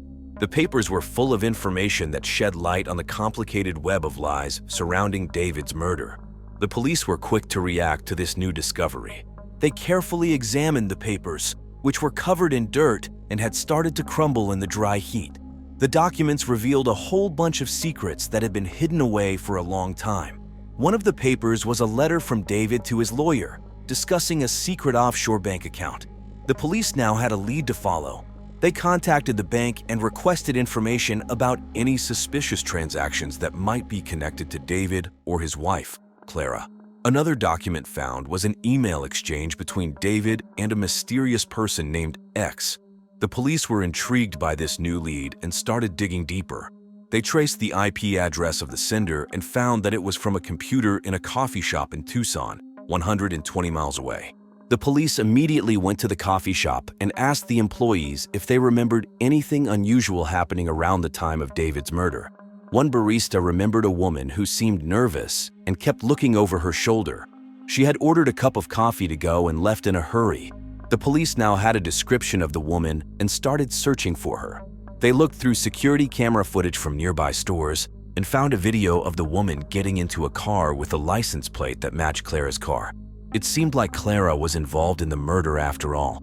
Lisa Romanoff Lindbergh, a woman of peculiar habits and the secretary of the late David Linzis, had become the focus of intense scrutiny in the ongoing investigation into his untimely demise. As the police delved deeper into the mysterious circumstances surrounding the murder, they uncovered a web of deceit and obsession that pointed directly at Lisa. Lisa, a woman in her late 30s, was known for her eccentricities who believed she was the descendant of both the Lindbergh baby and Anastasia Romanoff. She was also known for her unwavering loyalty to David. She had been his secretary for over 5 years, managing his appointments and organizing his affairs. But beneath her seemingly loyal exterior lurked a dark secret, an affair with David that had been going on for years. The police, armed with newfound evidence, interrogated Lisa with a keen eye for details.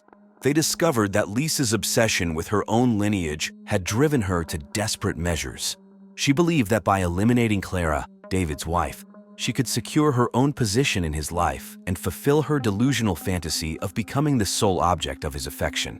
During the interrogation, Lisa's demeanor fluctuated between anger and moments of unsettling calmness. She vehemently denied any involvement in David's murder, claiming that she loved him and would never harm him. However, the evidence against her was mounting. The police uncovered a series of incriminating text messages exchanged between Lisa and David in the days leading up to his death. These messages revealed the depth of Lisa's obsession and her plans to eliminate Clara from David's life.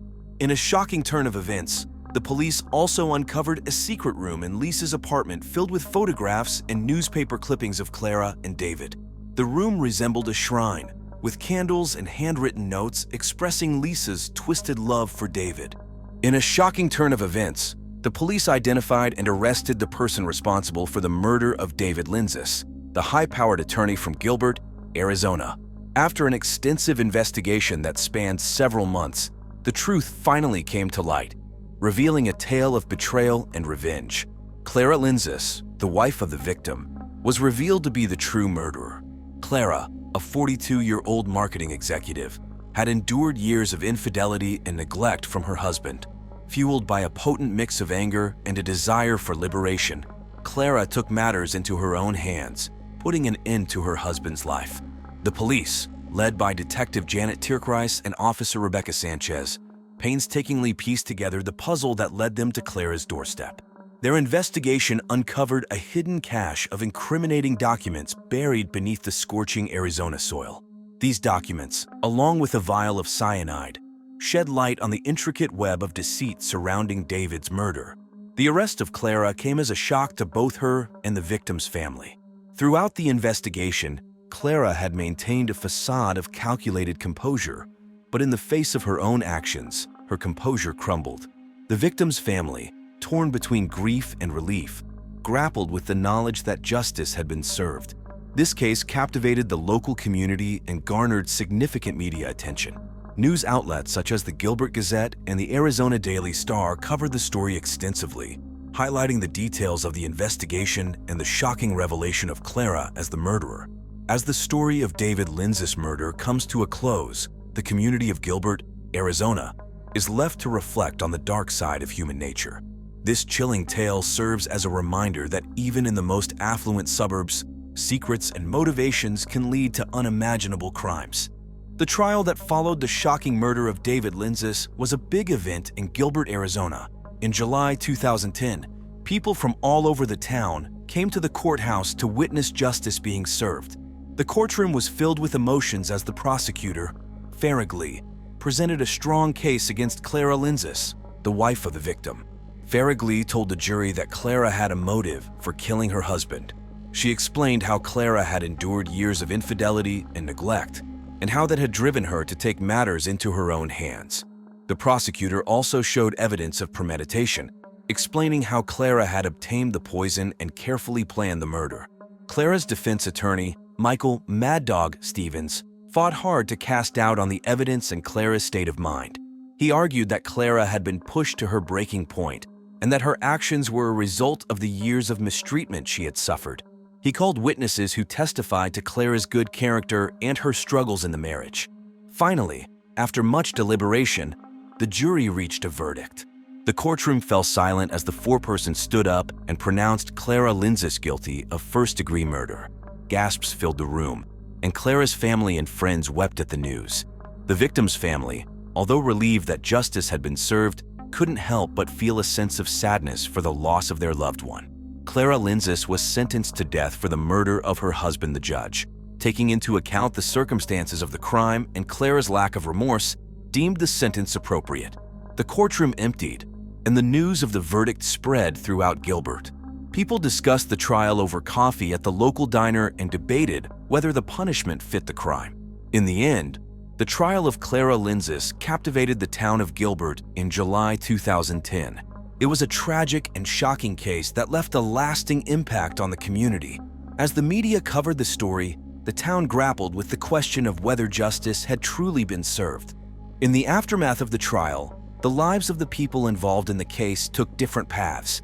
Clara, who was found guilty of murdering her husband, David Linzis, now resides on death row, awaiting her fate. She spends her days in a small, cramped cell, surrounded by gray walls and a narrow window that barely lets in any light. The monotony of prison life is only broken by occasional visits from her lawyer and the never-ending ticking of the clock on the wall. Meanwhile, the suspects, witnesses, and investigators who were involved in the case have all moved on, trying to find solace and redemption. Dr. Dolly Leutner, the toxicologist who was suspected of providing the poison used in the murder, has returned to her work at the prestigious Arizona Institute of Toxicology. She has been awarded a grant to continue her groundbreaking research on the effects of cyanide poisoning, which she hopes will help prevent similar tragedies in the future. Lisa Romanoff-Lindbergh, David's former secretary and another suspect in the case, has moved to Utah, eager to leave the memories of the trial behind. She now works as a receptionist at a local law firm, trying to rebuild her life and distance herself from the events that unfolded in Gilbert. She recently self-published a memoir, detailing her eccentric belief that she is the descendant of both the Lindbergh baby and Anastasia Romanoff. As for the Linzes family, they are still trying to heal and rebuild their shattered lives. David's parents have established the David Linzes Foundation, a nonprofit organization dedicated to raising awareness about domestic violence and supporting victims. They organize fundraising events and collaborate with local shelters to provide assistance to those in need. Brianna Dalton was just 18 years old when she died. She had recently graduated from Forest Park High School, where she was known for being smart and kind. Brianna loved reading and dreamed of becoming a teacher one day. She worked part-time at Barnes & Noble, where she enjoyed recommending books to customers and talking about her favorite stories. Brianna lived in Forest Park, Ohio, with her stepfather, Irving Dalton, and his new wife, Margarita. Irving was a wealthy businessman, and Margarita was much younger than him. Brianna's own mother had passed away a year earlier, which made life harder for Brianna. She often felt lonely and missed her mom a lot. Despite these challenges, Brianna was a cheerful and creative person. Her teachers at Forest Park High School always said she was a joy to have in class. She was part of the school's drama club and loved acting in school plays. Brianna's best friends often talked about how she would light up any room with her smile and positive energy. In the days leading up to her death, Brianna was busy making plans for her future. She had just attended her graduation ceremony and was excited about starting college in the fall. She had been accepted to Ohio State University and planned to study education. Brianna was looking forward to becoming a teacher and inspiring kids to love reading as much as she did. Brianna's relationship with her stepfather, Irving, was complicated. She seemed very close to him on the surface, but recently confided in her friends about how uncomfortable she felt around him. Irving was known for being charming in public but very controlling at home. Brianna sometimes told friends how she tried to avoid being alone with him as much as possible. Brianna had a bright future ahead of her and many dreams she wanted to fulfill. Her sudden death shocked everyone who knew her, leaving a hole in the hearts of her family, friends, and the community. On the morning of May 14, 2015, at around 7:30 a.m., Margarita Dalton made a shocking discovery. She walked into her stepdaughter Brianna's bedroom and found her lying on the floor, unresponsive. Margarita, who had only been married to Brianna's stepfather, Irving, for a few months, screamed in horror. The room was a mess with clothes and books scattered everywhere, making it look like a burglary had taken place. Margarita quickly called 911, her hands shaking as she dialed. She told the operator that her stepdaughter was not breathing and that it looked like someone had broken into the house. The 911 operator tried to calm her down and instructed her to check for a pulse, but Margarita was too scared to do anything more than wait for the police and paramedics to arrive. When the emergency services arrived, they found Margarita sitting on the floor outside Brianna's room, crying and holding her head in her hands. The paramedics rushed in and quickly confirmed that Brianna was dead. They noted that she had been strangled with a bra, which was found near her body. There were also signs of a struggle, with furniture overturned and items thrown around the room. Officer Jake Martinez was the first police officer on the scene. He immediately secured the area and started taking statements from Margarita. She was in shock, her voice trembling as she described how she had found Brianna.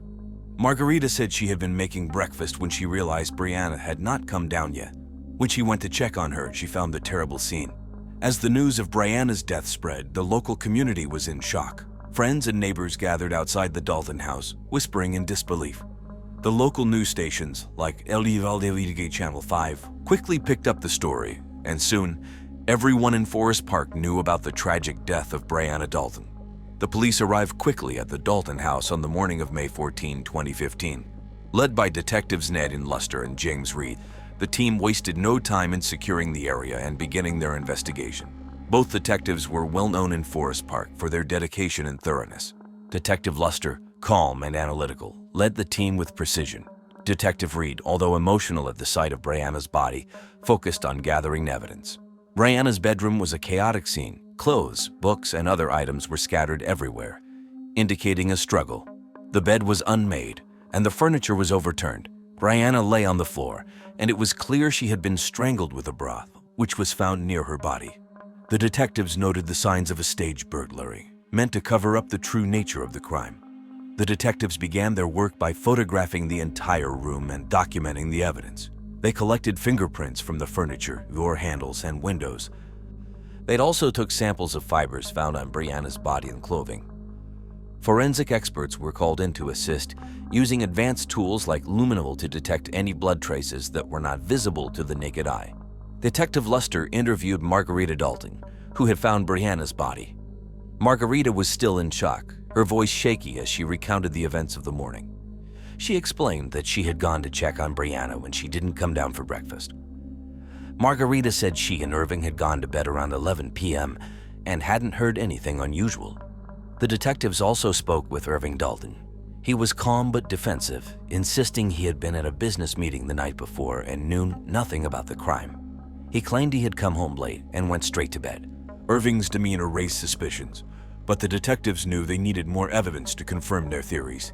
Outside, the community was reeling from the news.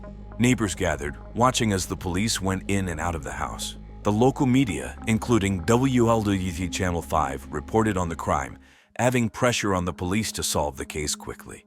As the day went on, the detectives continued to gather evidence. They took Brianna's phone and computer for analysis, hoping to find clues about her activities and interactions in the days leading up to her death. They also planned to review security footage from nearby homes and businesses to see if anyone had been near the Dalton house the previous night. The crime scene investigation was just the beginning of a complex and heartbreaking case that would leave a lasting impact on the Forest Park community. Irving Dalton, 58, was the first suspect the police investigated. He was a wealthy businessman known in Forest Park for his success in real estate. Irving was a tall, imposing figure who often wore expensive suits and drove luxury cars. Despite his public charm, many people described him as controlling and manipulative at home. Irving had married Brianna's mother when Brianna was just a child. After her mother's death, Irving became her legal guardian. Their relationship was strained at times and affectionate at others, but recently Brianna confided in her friends about her unease around him. There were even whispers about a romantic relationship between Irving and Brianna, which made him a key suspect in the investigation. Detective Luster and Detective Reed brought Irving in for questioning at the Forest Park Police Department. During the interrogation, Irving maintained a calm and collected demeanor. He told the detectives that he had been at a business meeting the night of Brianna's death and came home late. Irving said he went straight to bed and didn't hear or see anything unusual. The detectives pressed Irving on his relationship with Brianna. He admitted they didn't get along well but denied any wrongdoing. Irving claimed he was strict with Brianna because he wanted the best for her. Despite his composed appearance, the detectives sensed that Irving was hiding something. To understand Irving better, the police interviewed his colleagues and acquaintances. Many described him as a man who liked to be in control. His business partners mentioned that Irving could be very persuasive and often got his way in deals. However, no one had any concrete evidence linking him to Brianna's death. Irving's possible motive for harming Brianna came from the rumors about their romantic relationship. If these rumors were true, Irving might have felt threatened by the possibility of Brianna revealing his actions. This could have led him to take drastic measures to silence her. Despite his calm responses during interrogation, Irving's behavior raised suspicions. He was very careful with his answers, and the detectives noticed he avoided making direct eye contact. They also found it odd that Irving didn't show much emotion about Brianna's death, which struck them as unusual for a stepfather. The detectives decided to dig deeper into Irving's alibi. They checked with his business associates to confirm his whereabouts on the night of the murder. While his colleagues confirmed he was at the meeting, there was still a window of time unaccounted for, which kept the detectives suspicious of Irving. Irving's controlled demeanor, the strained relationship with Brianna, and the rumors about his behavior all pointed to him as a significant suspect. The police knew they needed more evidence to build a stronger case against him, so they continued their investigation. Margarita Dalton, 23, was the next suspect the police investigated. She had married Irving Dalton shortly after Brianna's mother passed away. Margarita had worked as a waitress at Hooters before marrying Irving, and many people saw her as a gold digger. However, those close to her knew she genuinely cared for Irving, despite the power imbalance in their relationship. Margarita was a young and naive woman who often seemed out of place in Irving's wealthy world. She was insecure and anxious, aware of the whispers about her motivations. Despite her attempts to build a relationship with Brianna, the teenager kept her distance, making Margarita's life in the Dalton household lonely and challenging. Detectives Luster and Reed brought Margarita in for questioning. During the interrogation, Margarita was visibly distressed, her eyes red from crying. She told the detectives she had found Brianna's body that morning and had immediately called 911. Margarita explained that she had been making breakfast when she realized Brianna hadn't come downstairs, prompting her to check on the teenager. Margarita described her relationship with Brianna as difficult. She admitted that Brianna never warmed up to her and often ignored her attempts to bond. Margarita said she had tried to be a good stepmother but felt like she was always failing. Despite this, she insisted she had nothing to do with Brianna's death. The detectives asked Margarita about the night of the murder. Margarita said she and Irving had gone to bed around 11 p.m. She claimed they didn't hear anything unusual during the night. Margarita's alibi seemed straightforward, but the detectives needed to verify it. To understand Margarita better, the police spoke with her friends and former coworkers. They described her as sweet but easily influenced. Margarita's friends mentioned that she often felt overwhelmed by her new life with Irving and struggled to fit in. However, no one believed she was capable of harming Brianna. The detectives considered Margarita's possible motive. Given her young age and fragile state, they wondered if Margarita might have felt threatened by Brianna or if she had acted out of jealousy. However, Margarita's genuine distress during questioning made the detectives doubt this theory. Despite her emotional responses, the police had to explore every possibility. They checked Margarita's phone records and looked for any signs of conflict between her and Brianna. They also reviewed security footage from the Dalton house and nearby areas to see if Margarita's account of the night matched up. Margarita's clear distress and consistent story made the detectives question her involvement in Brianna's death. However, they knew they had to continue their investigation thoroughly, ensuring no stone was left unturned in their search for the truth. Vance Stoltz, 26, was Brianna's boyfriend and the third suspect the police investigated. Vance had a troubled past, including a history of drug addiction. He worked on and off as a mechanic, but often struggled to keep a job due to his erratic behavior. Despite his issues, Brianna had seen something in Vance and tried to help him turn his life around. Vance lived in a small RV on the outskirts of Forest Park. He was known to be passionate but also volatile, and his relationship with Brianna had its ups and downs. Friends described their relationship as intense, with both deep affection and frequent arguments. Detectives Luster and Reed brought Vance in for questioning. During the interrogation, Vance appeared nervous and agitated. He fidgeted in his chair and avoided making eye contact. When asked about the night of Brianna's murder, Vance said he had been at home watching old replays of Days of Our Lives and had fallen asleep early. He claimed he had not seen Brianna for a few days before her death. The detectives pressed Vance about his relationship with Brianna. Vance admitted they had argued recently about his drug use, but he insisted he would never hurt her. He became emotional, repeatedly saying he loved Brianna and wanted to get clean for her.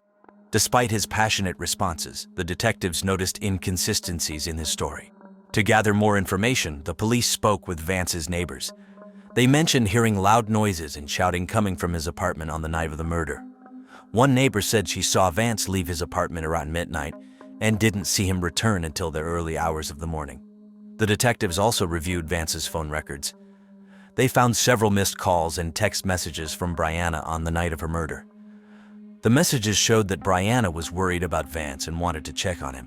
This contradicted Vance's statement that he had not seen or heard from Brianna for days. The possible motive for Vance was his unstable relationship with Brianna and his struggle with addiction. The detectives considered that Vance might have acted out of jealousy or anger during an argument. However, without concrete evidence linking him directly to the crime, they couldn't arrest him yet. The detectives decided to search Vance's apartment. They found some suspicious items, including a torn piece of fabric that matched the material of Brianna's shirt. They also discovered drug paraphernalia, indicating Vance had been using drugs recently. Although Vance's behavior and the evidence found raised suspicions, the detectives knew they needed more to make a solid case. They continued to investigate, hoping to uncover the truth about Brianna's tragic death and bring her killer to justice. On May 16, 2015, 2 days after Brianna's death, new evidence came to light.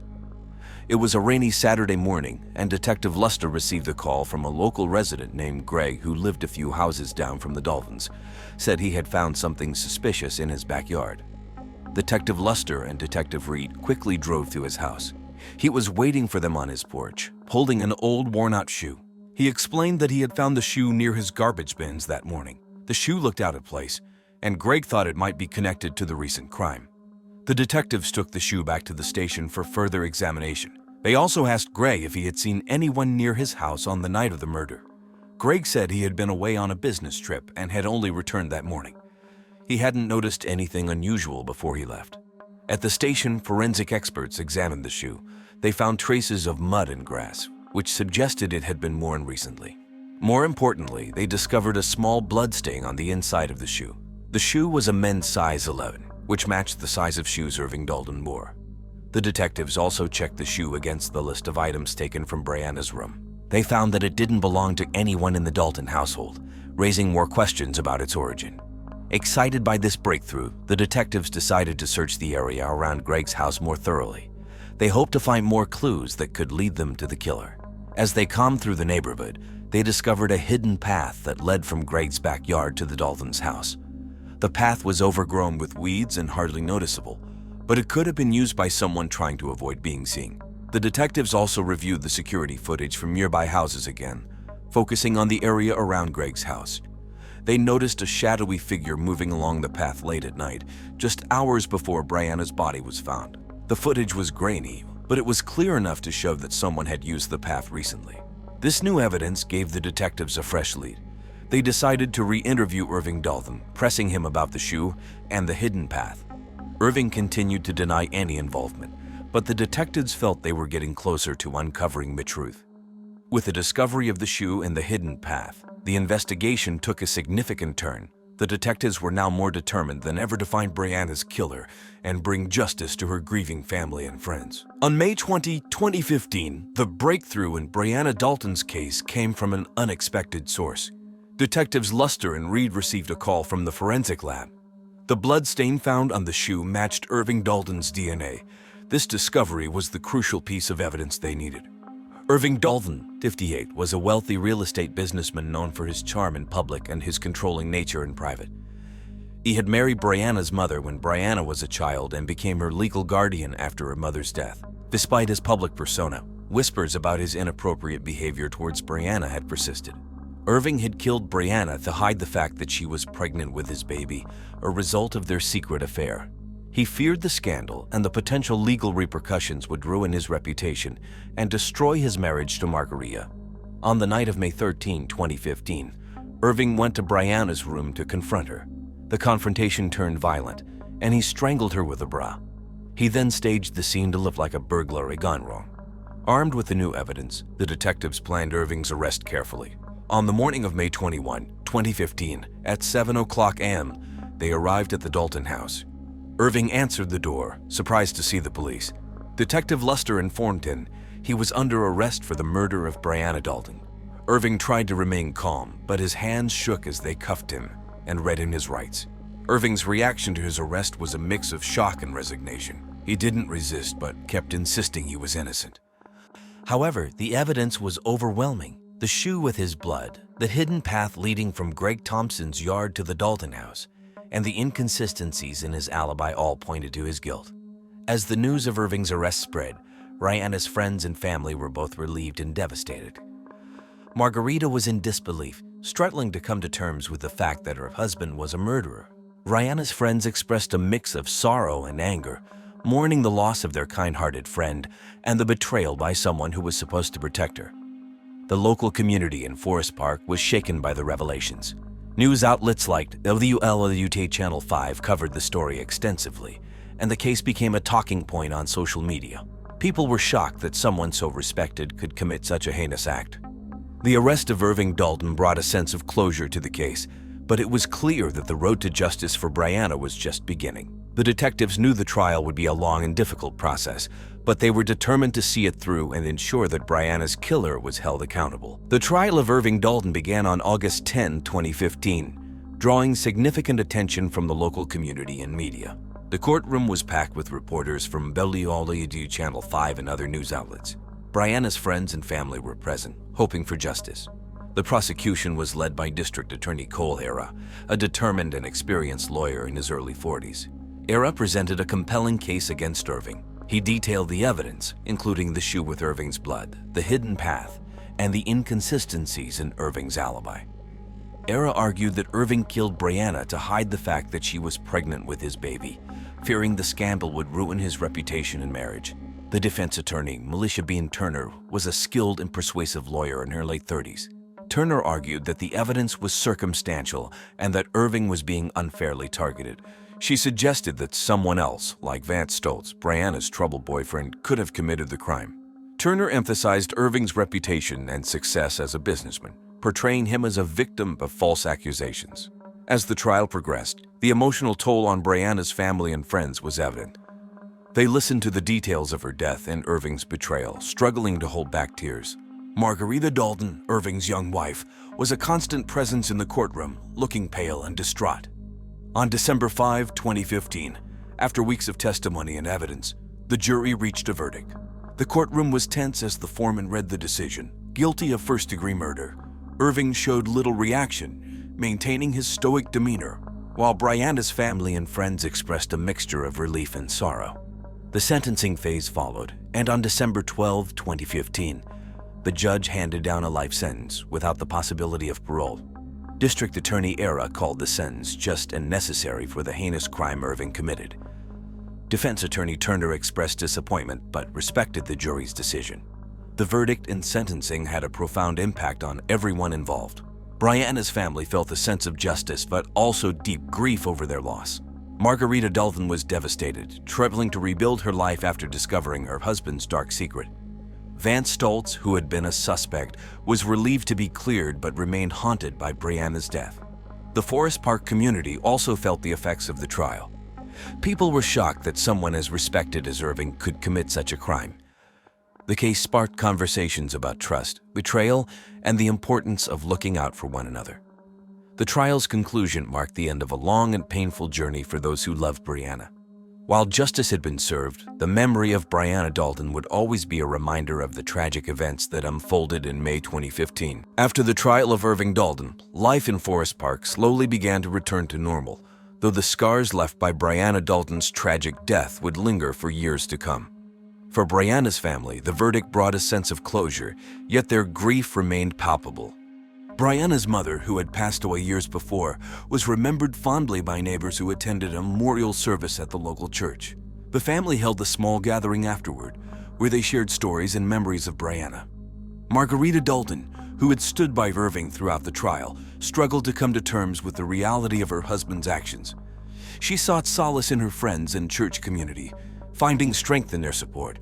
Over time, Margarita began to rebuild her life, though she remained haunted by the betrayal she had endured. Vance Stoltz, Brianna's boyfriend and briefly a suspect in the case, faced his own challenges. He entered rehab shortly after the trial, determined to overcome his addiction and honor Brianna's memory. With the support of his family and friends, Vance made progress, taking steps toward a healthier, more stable life. In May 2016, a year after Brianna's death, the community gathered at Forest Park High School for a memorial service. Friends, neighbors, and classmates shared memories of Brianna, lighting candles in her honor. The ceremony provided comfort to those who had known Brianna and served as a reminder of the importance of cherishing loved ones. As time passed, Brianna Dalton's story faded from the headlines, replaced by new events and challenges facing the world in 2015. Yet for those who had known her, Brianna's kindness, creativity, and dreams of becoming a teacher remain vivid memories, a legacy that would endure. Michael Ostito, 38, was a software engineer living in Asheville, North Carolina, with his wife, Vivian, and daughter Braille. Known for his quiet demeanor, Michael was a tech enthusiast who loved to hike and play chess. He graduated from the University of North Carolina with a degree in computer science. Michael worked for a local tech company, where his colleagues admired his problem-solving skills and dedication. He dreamed of starting his own tech company and was particularly excited about a new app idea he was developing. Isaac Arevin, 41, was a financial analyst who lived in Asheville as well. He was known for his intelligence and calm demeanor. Isaac graduated from Duke University with a degree in economics and worked for a prominent financial firm in the city. He and Michael were close friends, often discussing philosophy and technology. Isaac was single, valuing his friendships deeply and considering them his chosen family.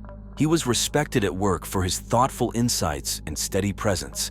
Melissa Moonbeam Brown, 29, was a yoga instructor and spiritual guide.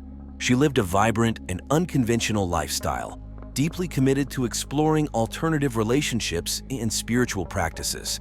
Melissa was known for her radiant energy and fascination with love and connection. She dreamed of opening a holistic wellness center in Asheville. Her interest in unconventional sexual dynamics led her to form a polyamorous relationship, or throuple, with Michael and Isaac, something that Michael's wife, Vivian, tepidly agreed to.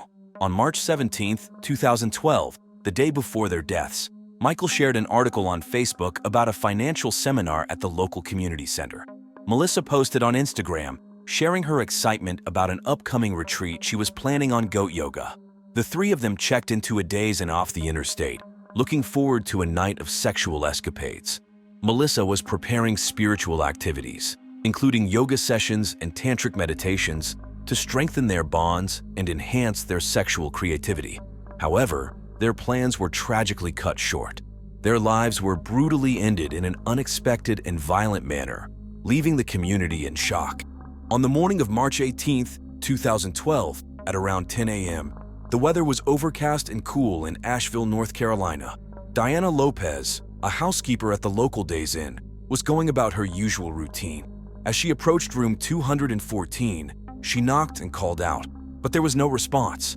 Assuming the guest had checked out early, Diana used her master key to enter the room. The scene that greeted her was beyond anything she had ever experienced.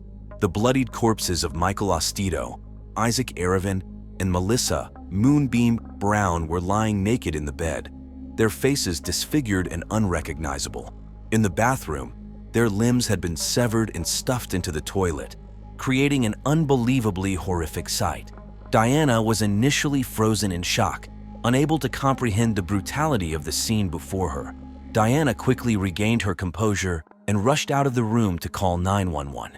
Her voice trembled as she reported the gruesome discovery, and she struggled to describe the scene to the dispatcher. Within minutes, police and emergency responders were on their way to the Days Inn. News of the gruesome discovery quickly spread through Asheville. Local media, including the Asheville Citizen-Times, reported on the triple homicide in the Days Inn became a focal point for both reporters and curious onlookers. The community, known for its peaceful and artistic atmosphere, was stunned by the brutality of the murders. The police presence at the Days Inn remained heavy throughout the day as detectives and forensic teams worked tirelessly to gather evidence and piece together what had happened. The shocking nature of the crime left a deep impact on everyone involved, from the officers and detectives to the residents of Asheville. The Asheville police arrived swiftly at the Days Inn on the morning of March 18, 2012. Detectives Jason Milkmaid Mullen and Lisa Ramirez, known for their thorough and insightful investigative skills, were called in to lead the case. Detective Mullen, a meticulous and detail-oriented investigator, had worked on several high-profile cases in Asheville. Detective Ramirez, known for her sharp instincts and ability to read people, complemented Mullen's methodical approach. As they entered room 214, they were struck by the brutality of the scene. Blood splatters covered the walls and furniture, and the bed was soaked in blood. The bodies of Michael Ostito, Isaac Aravan, and Melissa Moonbeam Brown lay in the bed, their faces unrecognizable and their limbs severed and stuffed into the toilet. The detectives quickly identified a katana, or Japanese sword, as the murder weapon. The presence of such an unusual weapon added a layer of complexity to the case. The detectives began their investigation by thoroughly documenting the crime scene. They took numerous photographs and collected samples for DNA analysis. Luminol was used to detect blood traces that were not immediately visible. The forensic team carefully gathered fibers, hair samples, and any other potential evidence that might provide clues about the killer. Detectives Mullen and Ramirez also spoke with Diana Lopez, the housekeeper who had discovered the bodies. Diana, still shaken, described the horrifying scene she had encountered and her immediate reaction. Her detailed account helped the detectives piece together the timeline of events leading up to the discovery. Outside the motel room, the parking lot was cordoned off with yellow police tape, and officers began canvassing the area, speaking with other guests and staff members to gather any additional information. They learned that no one had seen or heard anything unusual that morning, adding to the mystery of how the murders had occurred without attracting attention. The Asheville Citizen-Times and local TV stations quickly picked up the story, reporting on the shocking triple homicide. The community, known for its peaceful, artistic vibe, was shaken by the brutal crime. Reporters and onlookers gathered near the day's inn, seeking any updates on the investigation. As the day progressed, the detectives continued their meticulous work, hoping to find leads that would point them to the killer. The complexity of the crime scene and the unusual weapon used indicated a deeply personal and premeditated act of violence. The investigation was only beginning, but detectives Mullen and Ramirez were determined to uncover the truth behind the horrific murders. Vivian Ostito, 36, was the first suspect the police investigated. Vivian was Michael Ostito's wife, known for her outgoing personality and creative spirit. She worked as an art teacher at a local elementary school in Asheville and was often described as the life of the party. Despite her cheerful demeanor, Vivian harbored deep insecurities about her marriage, especially after Michael's involvement in a throuple with Isaac Arevin and Melissa Moonbeam Brown. Vivian initially agreed to the unconventional relationship to make Michael happy and to keep the family whole for her daughter Braille, but she soon found herself overwhelmed by jealousy and resentment. Her charisma often masked these underlying feelings, but close friends noticed changes in her behavior. A fact police found suspicious was that Vivian had a collection of Japanese objects, including a katana, inherited from her aunt, a travel agent who specialized in trips to Japan who coincidentally was under investigation for sex trafficking older women to Japan. Detectives Mullen and Ramirez brought Vivian in for questioning. During the interrogation, Vivian appeared calm and cooperative, but the detectives sensed an undercurrent of tension. They asked her about her relationship with Michael and the throuple arrangement. Vivian admitted she was struggling with the situation, but denied any involvement in the murders. She explained that she and Braille spent the weekend at a friend's house, trying to distance herself from the complicated relationship dynamics. The detectives found Vivian's alibi questionable and continued to press her for more details. Vivian's calm demeanor began to crack, revealing her deep-seated anger and frustration. She spoke of feeling neglected and betrayed by Michael's increasing affection for Isaac and Melissa. Despite her emotional outburst, Vivian maintained her innocence, insisting she had no part in the brutal killings. To gather more evidence, the police searched Vivian's home. They found the collection of Japanese objects, including katanas, which appeared to match the murder weapon found at the crime scene. Forensic analysis was conducted to determine if this katana was indeed the weapon used. The detectives also looked into Vivian's phone records and emails, searching for any incriminating communications. Vivian's friends and colleagues were interviewed as well. Many of them described her as a loving wife who was trying to support her husband's unconventional lifestyle despite her own discomfort. However, a few noted that Vivian had recently become more withdrawn and seemed increasingly troubled. The investigation into Vivian Ostito's possible involvement in the murders continued to reveal new layers of complexity. Her deep feelings of jealousy and betrayal provided a potential motive, but the detectives needed concrete evidence to prove her guilt. As they delved deeper into her life and relationships, the case against Vivian grew stronger, but they were not yet ready to make an arrest. The second suspect the police investigated was Brian Foster. At 40 years old, Brian was a personal trainer in Asheville, known for his charm and physical fitness. He had a magnetic personality that attracted many clients, both men and women. An ardent practitioner of free love, Brian had a separate sexual relationship with both Michael and Vivian Ostito, outside of the throuple involving Isaac Arevin and Melissa Moonbeam Brown. Despite his sexual attraction to both Michael and Vivian, Brian was unaware of the tension brewing between them. Brian was brought in for questioning by detectives Mullen and Ramirez. When he arrived at the station, he appeared calm and cooperative. The detectives asked Brian about his relationships with Michael and Vivian. He explained that he enjoyed the sexual attention and affection from both, but had no knowledge of any serious issues in their marriage. Brian was shocked to hear about the murders and expressed his condolences for the victims. The detectives then asked Brian about his whereabouts during the weekend of the murders. Brian stated that he had been working at the gym and visiting friends in Florida. He provided names and contact information for his alibi. The detectives verified Brian's alibi, finding that he had been seen at a gym in Tampa and with friends during the time of the murders. The investigation into Brian Foster's possible involvement in the murders revealed no immediate evidence linking him to the crime. His alibi was solid, and there were no signs of violent tendencies. However, the detectives were not ready to rule him out completely. They continued to monitor his activities and communications, hoping to uncover any new information. As the investigation progressed, Brian's name remained on the list of suspects, but without concrete evidence, the detectives turned their focus to other potential leads. Brian's charm and cooperative nature made it difficult to determine if he was hiding something or truly innocent. The third suspect the police investigated was Luann Harris, 29. Luann was a yoga instructor and spiritual teacher known for her serene and calming presence. She lived in Asheville and was good friends with both Vivian Ostito and Melissa Moonbeam Brown. Luann had been introduced to the throuple as a potential fourth partner, but her involvement was more emotional than physical. Detectives Mullen and Ramirez brought Luann in for questioning. She appeared calm but worried. The detectives asked her about her feelings about the throuple. Luann admitted she was close to Vivian and found it hard to see her friend unhappy in her marriage. She denied having any role in the murders or in the throuple. She explained to them she was not interested in sex, and that, although she had the body of an adult woman, her true soul was that of a 19th century Swiss child named Berthold. The detectives then questioned Luann about her whereabouts during the weekend of the murders. Luann said she had been teaching a seminar on true souls in nearby Black Mountain. She provided a schedule of the retreat and names of participants who could confirm her alibi. She even told the detectives the identities of their true souls.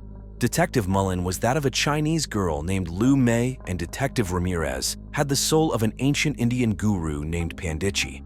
The detectives checked her alibi and found that Luann had been seen at the retreat for most of the weekend. Despite her alibi, the detectives continued to probe Luann's possible involvement. They searched her home and yoga studio, looking for any clues. They found several books on spirituality and healing, but nothing that directly connected her to the crime. They also checked her phone records and emails, hoping to find any communication that might hint at her involvement. Luann's calm and cooperative demeanor during the interrogation matched her usual personality. However, the detectives remained skeptical. They knew that people could hide their true intentions well. The police interviewed Luann's yoga students and colleagues. Most described her as peaceful and dedicated to her practice. No one reported seeing any signs of violent behavior or unusual actions. Despite this, the detectives continued to monitor Luann, aware that jealousy could be a powerful motive. The investigation into Luann Harris revealed no immediate evidence linking her to the murders. Her alibi was strong, and her background showed no history of violence. Nevertheless, the detectives kept her under surveillance, hoping to uncover any new information that might come to light. After weeks of intense investigation, the police finally identified the murderer. On the morning of April 10, 2012, a breakthrough came when forensic analysis confirmed that the katana found at the crime scene matched the one in Vivian Ostito's collection. Detectives Mullen and Ramirez pieced together evidence from phone records, emails, and interviews, leading them to conclude that Vivian was the killer. Vivian, an art teacher, had a vibrant and charismatic personality that hid her deep insecurities. She felt neglected and betrayed by her husband Michael's growing sexual attachment to Isaac and Melissa. The throuple arrangement, which she initially accepted only to make Michael happy, became unbearable as she watched him drift further away. Vivian's jealousy and resentment reached a breaking point, driving her to commit the brutal murders. On the night of the crime, Vivian used her knowledge of Japanese swords to carry out the killings. Late at night, she waited until Michael, Isaac, and Melissa were asleep at the day's inn before entering the room with the katana. In a fit of blind rage, she attacked them, ensuring their faces were unrecognizable and severing their limbs. She stuffed the limbs into the toilet, adding to the gruesomeness of the scene. The morning of Vivian's arrest was overcast, reflecting the somber mood. The police arrived at her home at 8 a.m., armed with a warrant. Vivian was taken by surprise, her calm facade quickly crumbling into shock and disbelief. She was handcuffed and led to the police car, her neighbors watching in stunned silence. As the police car drove away, Vivian's emotions ranged from shock to a haunting realization of what she had done. The once vibrant art teacher was now at the center of a horrifying crime. The news of her arrest spread quickly through Asheville, leaving the community reeling. Brian Foster and Luann Harris, once suspects themselves, were equally shocked by the revelation. They had suspected Vivian's jealousy, but never imagined it would lead to such violence. Both faced their own emotional turmoil, dealing with the guilt of not foreseeing the tragic outcome. As Vivian Ostedo faced the legal consequences of her actions, the community of Asheville tried to heal from the trauma. The police had unraveled a complicated web of relationships, jealousy, and betrayal to bring justice to the victims. The trial of Vivian Ostedo began on October 12, 2012, in Asheville's Buncombe County Courthouse. The courtroom was packed with media, including reporters from the Asheville Citizen-Times and local TV stations. The community followed the trial closely, eager for justice to be served. The prosecution was led by District Attorney Ray Reynolds, a seasoned lawyer known for his firm stance on violent crimes. Reynolds, 75, was confident and assertive, presenting a compelling case against Vivian. He detailed how her jealousy and resentment had driven her to commit the brutal murders. Reynolds showed the jury the forensic evidence linking the katana to Vivian and highlighted her motive rooted in emotional turmoil. Vivian's defense attorney, Rachel McAllister, was 38 and known for her empathetic approach to cases. McAllister argued that Vivian's actions were a result of temporary insanity brought on by the extreme stress and emotional pain from the throuple arrangement. She painted a picture of a woman pushed to her limits by a complicated and unorthodox relationship dynamic. McAllister called several witnesses who testified about Vivian's previously stable and kind nature, trying to evoke sympathy from the jury. Throughout the trial, the emotional reactions of the victims' families were palpable. Michael Ostedo's family sat in the courtroom, their faces a mix of sorrow and anger. Melissa Moonbeam Brown's spiritual community members, known as the Sunshine Family, attended daily, holding ritual scarring sessions outside the courthouse. After 3 weeks of testimony and evidence, the jury reached a verdict. On October 22, 2012, Vivian Ostedo was found guilty of 3 counts of first-degree murder. The courtroom was silent as the verdict was read, with the victims' families showing a mix of relief and grief. The judge sentenced Vivian to 3 consecutive life terms in prison. Vivian remained expressionless as the sentence was handed down, her once vibrant personality now a shadow of its former self. The sentencing brought a sense of closure to the victims' families, though the pain of their loss remained. Michael's family felt justice had been served, but they continued to mourn his untimely death. Melissa's spiritual community and Isaac's relatives hoped the verdict would bring some peace, though they knew the healing process would be long. Following Vivian Ostedo's trial and sentencing, life began to slowly return to normal for those involved in the case. For the victims' families, the pain of their loss lingered, but the closure provided by the verdict brought a sense of peace. The detectives received commendations for their dedication and professionalism in solving the case. They continued to work on other investigations, though the memory of the gruesome murders stayed with them. The Asheville Police Department implemented new protocols for handling similar cases, ensuring a more coordinated and efficient response in the future. For Brian Foster and Lewin Harris, life took unexpected turns after the trial. Brian, still reeling from the shock of Vivian's betrayal, decided to leave Asheville and start afresh in Tampa, Florida. He found solace in his work as a personal trainer, channeling his energy into helping others achieve their fitness goals. Luann, on the other hand, chose to deepen her spiritual practice, finding comfort in yoga and meditation. She opened her own studio in downtown Asheville, offering classes that focused on healing and inner peace. As the years passed, the memory of the triple homicide faded from the public consciousness, replaced by new events and headlines. Asheville continued to thrive as a vibrant and eclectic community, known for its art galleries, craft breweries, and scenic mountain views. But for those who had been directly impacted by the tragedy, the scars remained, a reminder of the fragility of life and the importance of cherishing every moment. This concludes today's episode of True Crime Case Files. The story of Michael Ostedo, Isaac Arevin, and Melissa Moonbeam Brown is a harrowing reminder of the complexities and potential dangers within unconventional relationships.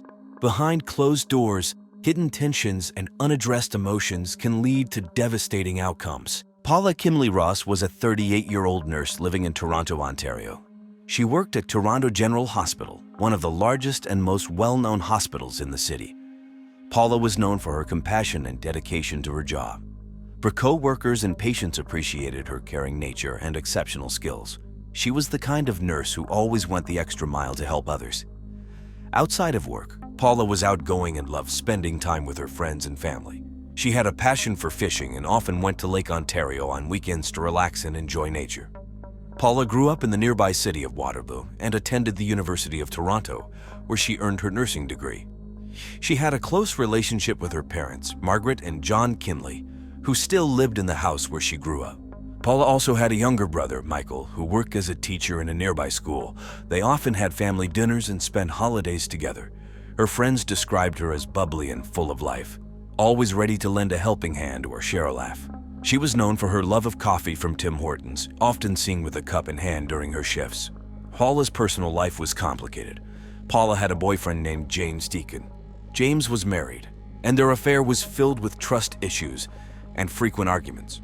Paula confided in her best friend and ex-lover, Emma Kwong, about her troubles and dreams of finding happiness and peace. She hoped to sort out her relationships and move forward with a fresh start. In the days before her death, Paula was busy with her work at the hospital.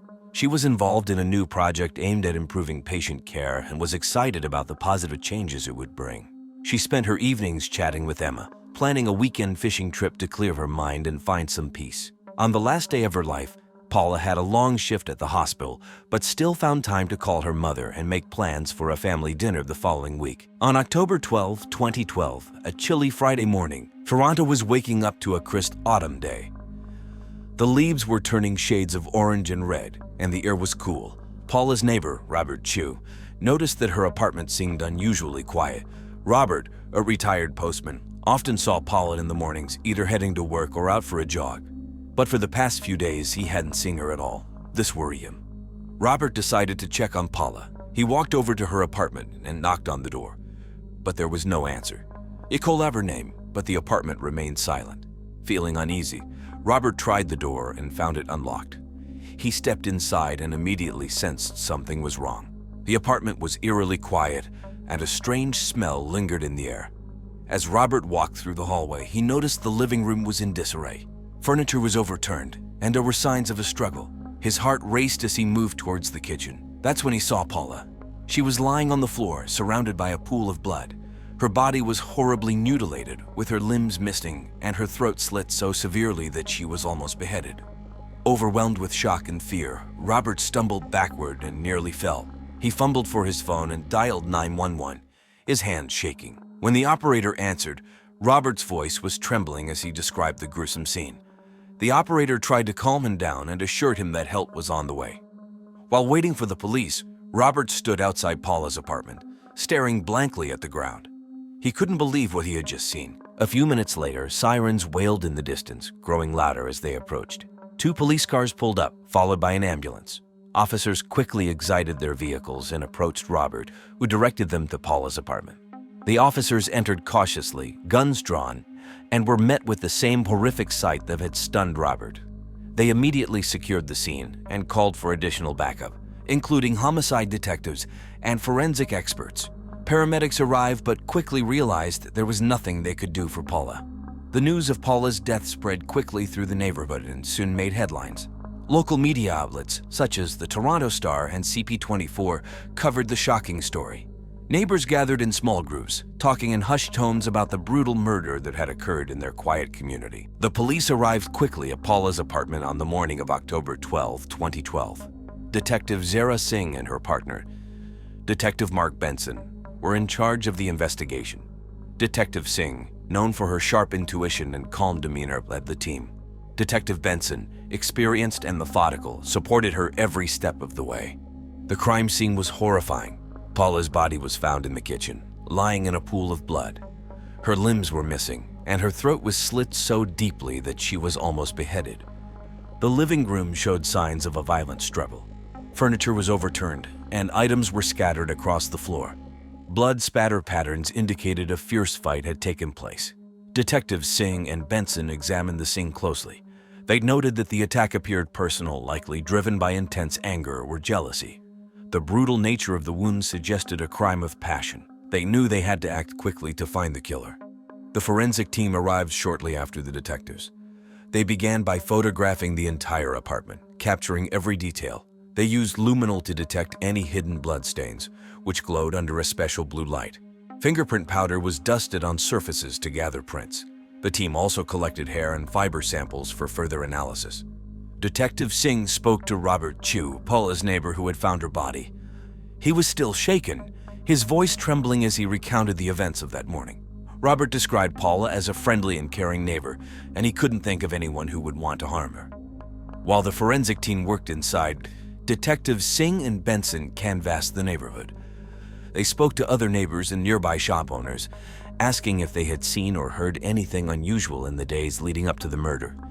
Some neighbors reported hearing loud arguments from Paula's apartment, while others mentioned seeing unfamiliar people around. The detectives also reviewed security footage from nearby stores and street cameras. They hoped to spot anyone entering or leaving Paula's apartment around the time of the murder. They paid particular attention to footage from a nearby Tim Hortons, Canada's favorite coffee shop where Paula was known to visit regularly.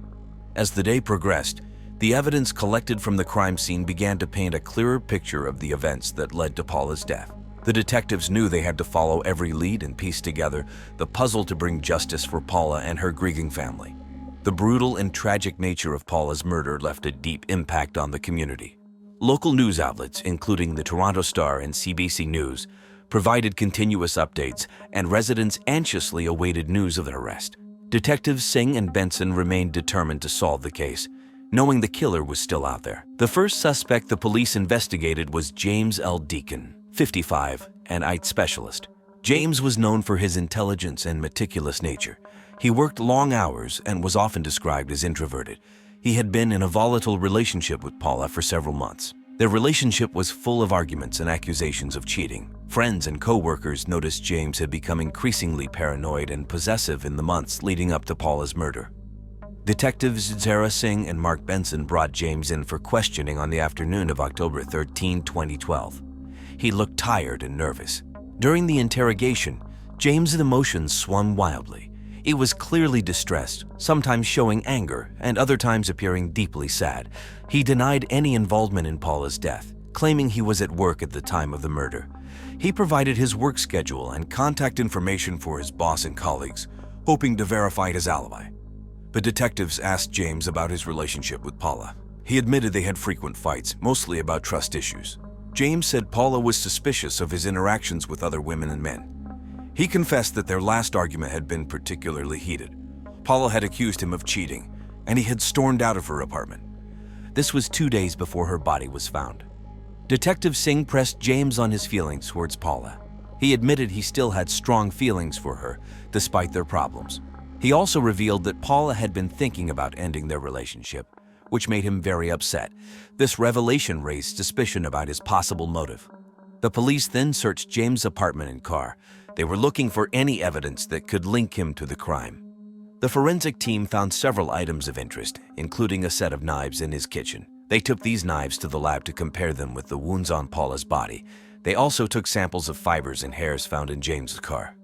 James's co-workers confirmed he was at work on the day of Paula's murder, but detectives still had doubts. His alibi was strong, but his erratic behavior and emotional responses kept him under close scrutiny.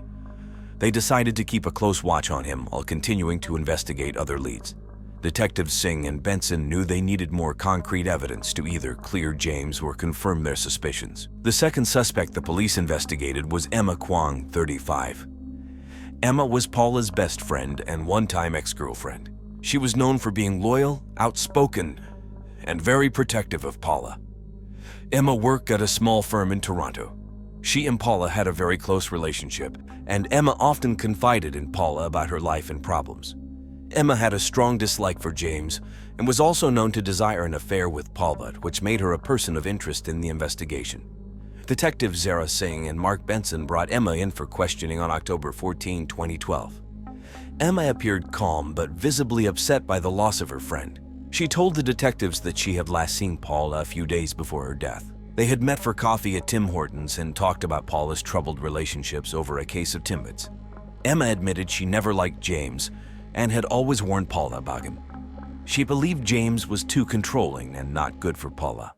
The detectives asked Emma about her own relationship with Paula. Emma spoke fondly of their deep friendship and past romantic involvement. She confessed she still had feelings for Paula and wished they could have been more than friends again. However, Emma insisted she would never harm Paula and wanted only the best for her. She seemed genuinely heartbroken by Paula's death. When asked about her whereabouts on the day of Paula's murder, Emma said she was at work and provided her work schedule as well as contact details for her colleagues. Her co-workers confirmed her alibi, stating that Emma had been at the office all day and had even worked late on a project. The detectives then searched Emma's apartment and car. They found nothing out of the ordinary, no signs of blood or anything linking her to the crime.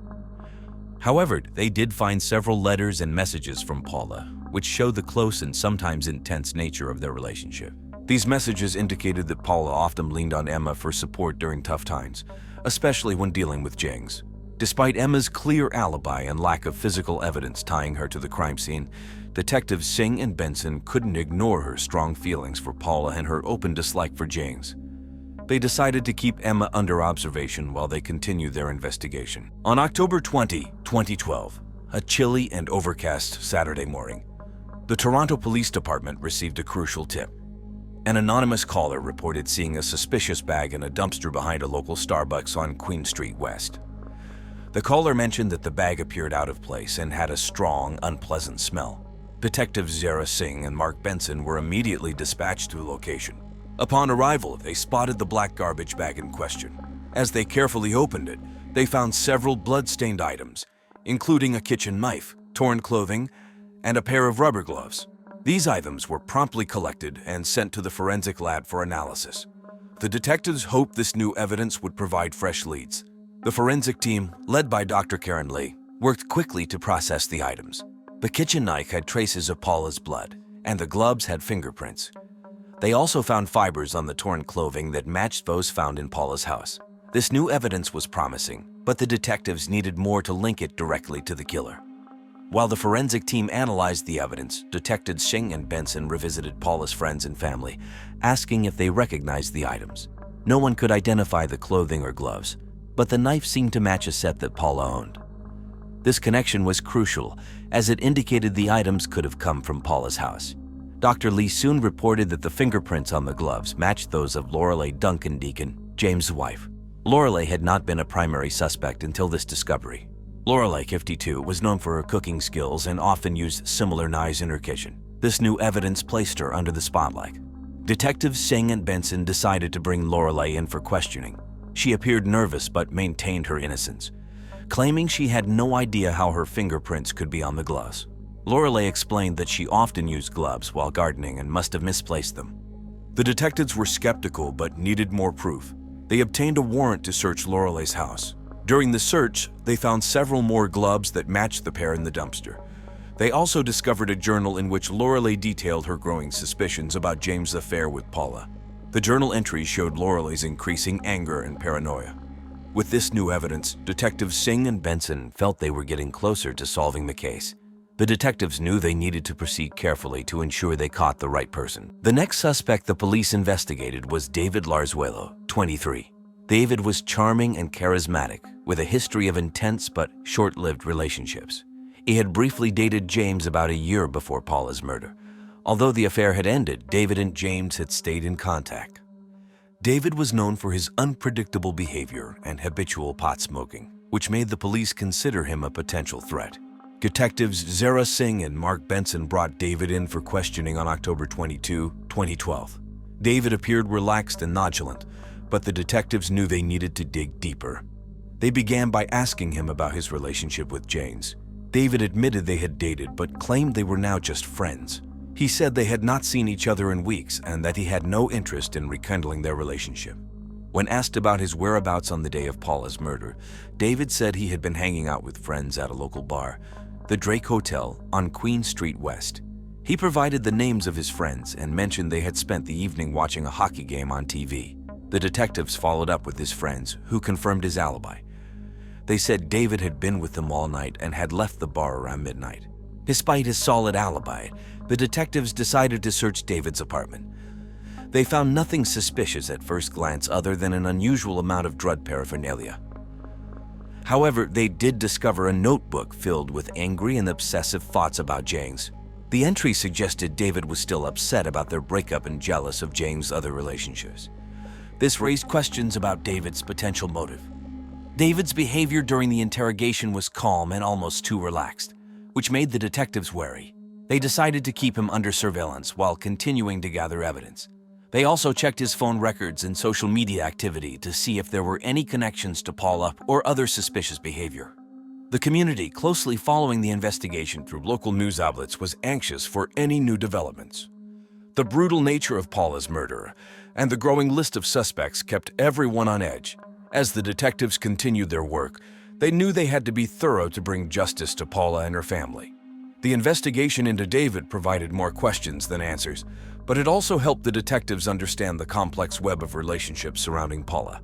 With each new piece of evidence, they moved closer to finding the truth and solving the case that had gripped the entire city. On October 28, 2012, a cold and rainy Sunday afternoon, the Toronto Police Department made a breakthrough. Forensic analysis had finally provided the crucial link needed to solve Paula's murder. The fingerprints on the rubber gloves found in the dumpster behind Starbucks matched Lorelei Duncan-Deacon, James's wife. Lorelei, 52, was known for her cooking skills and often used similar knives in her kitchen. The detectives had previously questioned her, but she had maintained her innocence. Now, with this new evidence, Detectives Zara Singh and Mark Benson knew they had to act quickly. Lorelei's motive was clear. She had discovered that her husband James had kindled his affair with Paula. Lorelei had warned James to end the relationship to save their marriage, but he had not listened.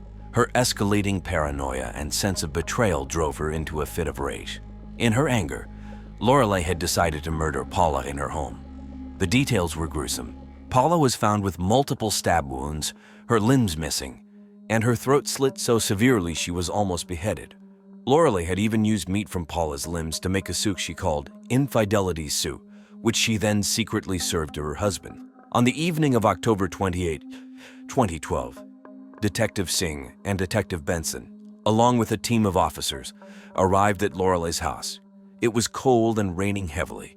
They knocked on the door, and Lorelei answered, looking surprised and anxious. When they told her she was under arrest for the murder of Paula Kinley Ross, Lorelei tried to maintain her composure but was visibly shaken. As Lorelei was handcuffed and taken to the police station, she remained mostly silent. She seemed to be in shock, occasionally muttering about soup and infidelity. The arrest was covered widely in the media, with news outlets reporting every detail. Paula's family was relieved to hear that the murderer had been caught. They expressed their gratitude to the police for their hard work and dedication. Paula's mother, Mary Kinley, said, "We can finally begin to heal now that we know the person responsible for this horrific act is in custody." James, on the other hand, was devastated. He had lost both his lover, and now his wife was facing serious charges. The community was also relieved but remained in shock over the brutal nature of the crime and the unexpected identity of the murderer. The detectives felt a sense of accomplishment, but knew the case was not over yet. The next steps involved preparing for the trial and ensuring that Lorelei faced justice for her heinous crime. The trial of Lorelei Duncan-Deacon for the murder of Paula Kinley Ross began on January 15, 2013, in a packed Toronto courthouse. The prosecution was led by Rachel Blythe, a seasoned Crown prosecutor known for her fierce dedication to justice. Blythe, 42, presented a compelling case against Lorelei. She described the brutal nature of the crime and highlighted the overwhelming evidence, including the fingerprints on the gloves and the forensic match of the knife to Paula's kitchen. Blythe argued that Lorelei's jealousy and paranoia drove her to commit the horrific act. She pointed to Lorelei's journal entries detailing her suspicions and anger about James' affair with Paula. The prosecutor also emphasized the shocking details of how Lorelei had used parts of Paula's body to make infidelity soup, which she then served to her unsuspecting husband. Blythe's presentation was meticulous and emotionally charged, painting a vivid picture of Lorelei's calculated and gruesome actions. The defense attorney, Michael Roberts, 38, took a different approach. Roberts was known for his calm demeanor and sharp legal mind. He argued that Lorelei was mentally unstable and had acted in a moment of temporary insanity. He presented medical records showing Lorelei had been under significant stress and had a history of mental health issues.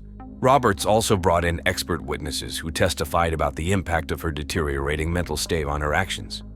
Throughout the trial, Paula's family attended every session. They listened intently, often holding back tears as the details of Paula's final moments were recounted. Mary Kinley, Paula's mother, was visibly distraught but determined to see justice served. The emotional toll on the family was palpable, and the courtroom atmosphere was tense. On February 10, 2013, after several days of deliberation, the jury reached a verdict. Lorelei Duncan Deacon was found guilty of first-degree murder. The judge sentenced her to the maximum sentence, 25 years in prison with the possibility of parole in 15 years. As the verdict was read, Lorelei showed little emotion, staring blankly ahead. James, sitting in the back of the courtroom, broke down in tears, overwhelmed by the reality of his wife's fate and his own part in the tragic events. The trial's conclusion marked the end of a harrowing chapter for Paula's loved ones and the beginning of their long journey toward healing. After Lorelei Duncan Deacon's trial, life for everyone involved began to change. James Deacon, Lorelei's husband, faced the most dramatic changes. With his wife in prison, James was left to pick up the pieces of his life.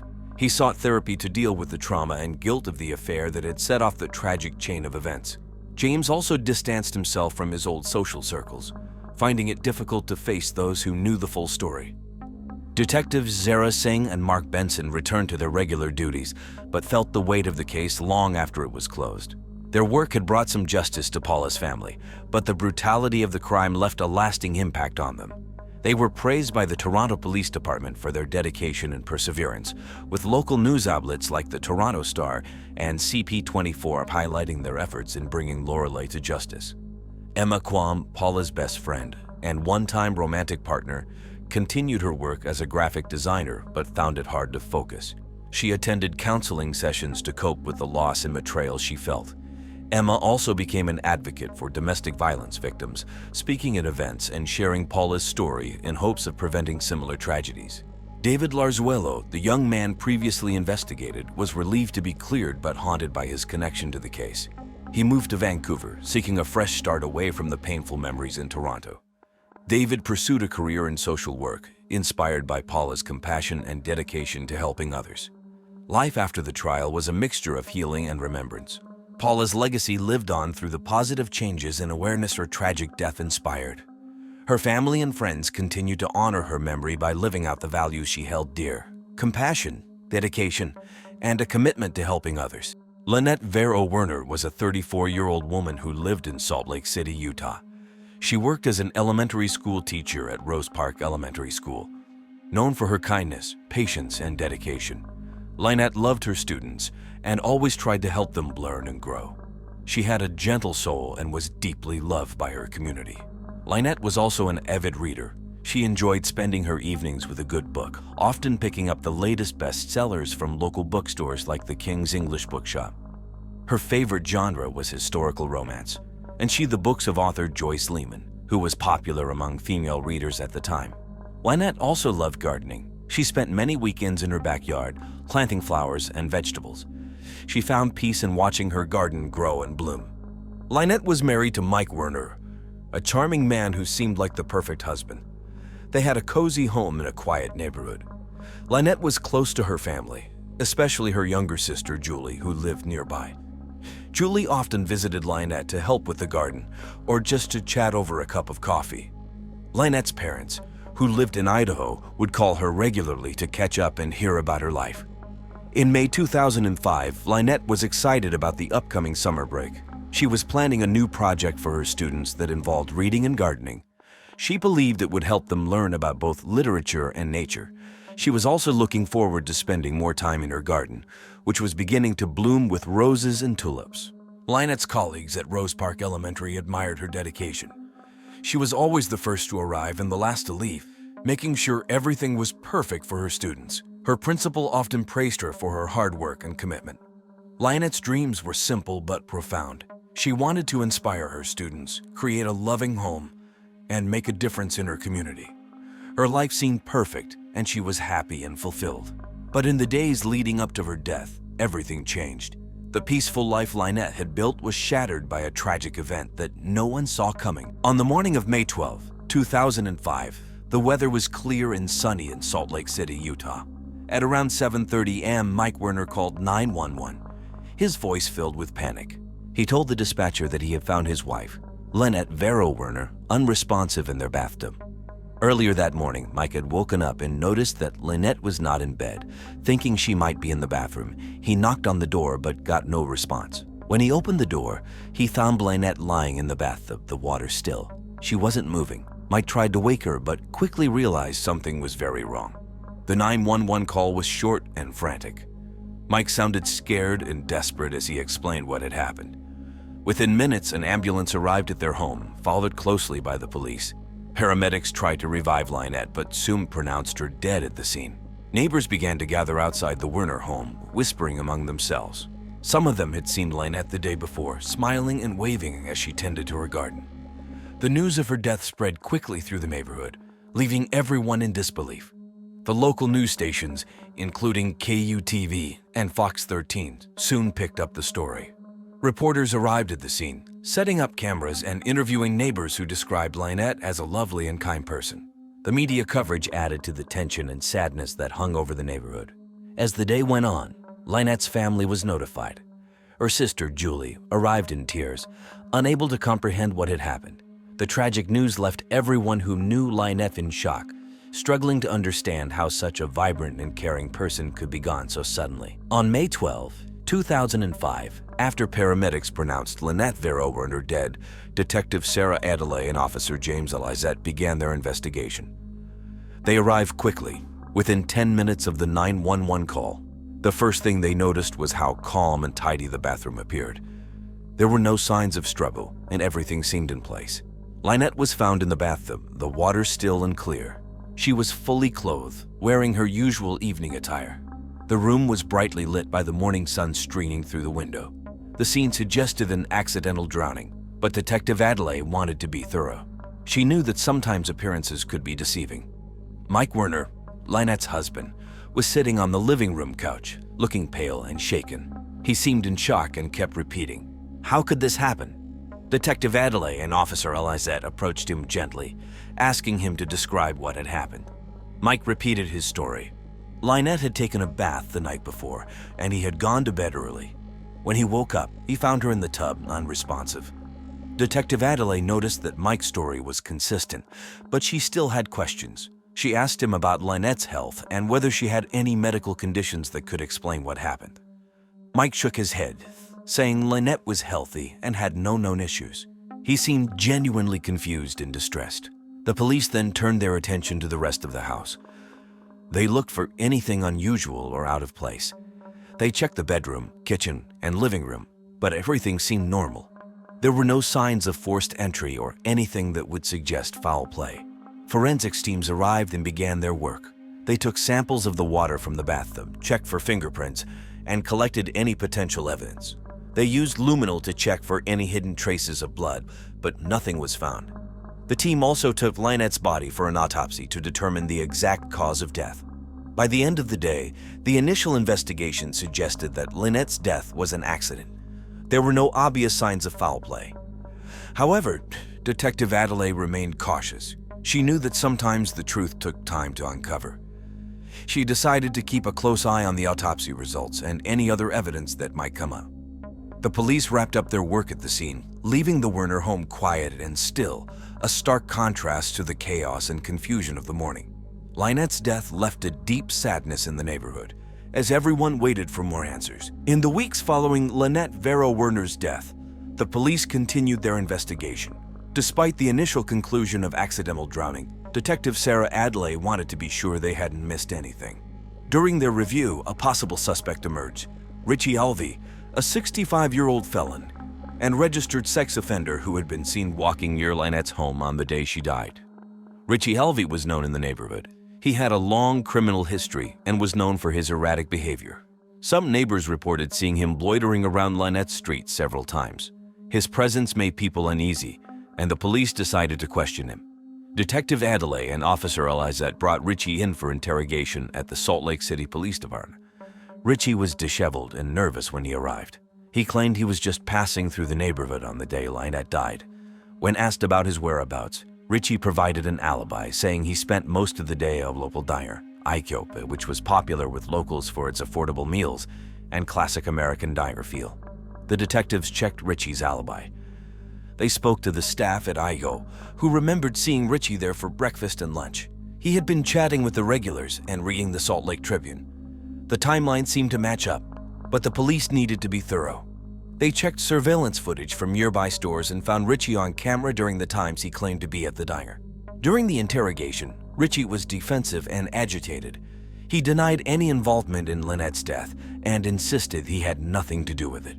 Detective Adelaide observed his body language and noted that while he was nervous, he didn't show signs of lying. The questioning was tense, but eventually Richie's alibi was confirmed, and the police had to let him go.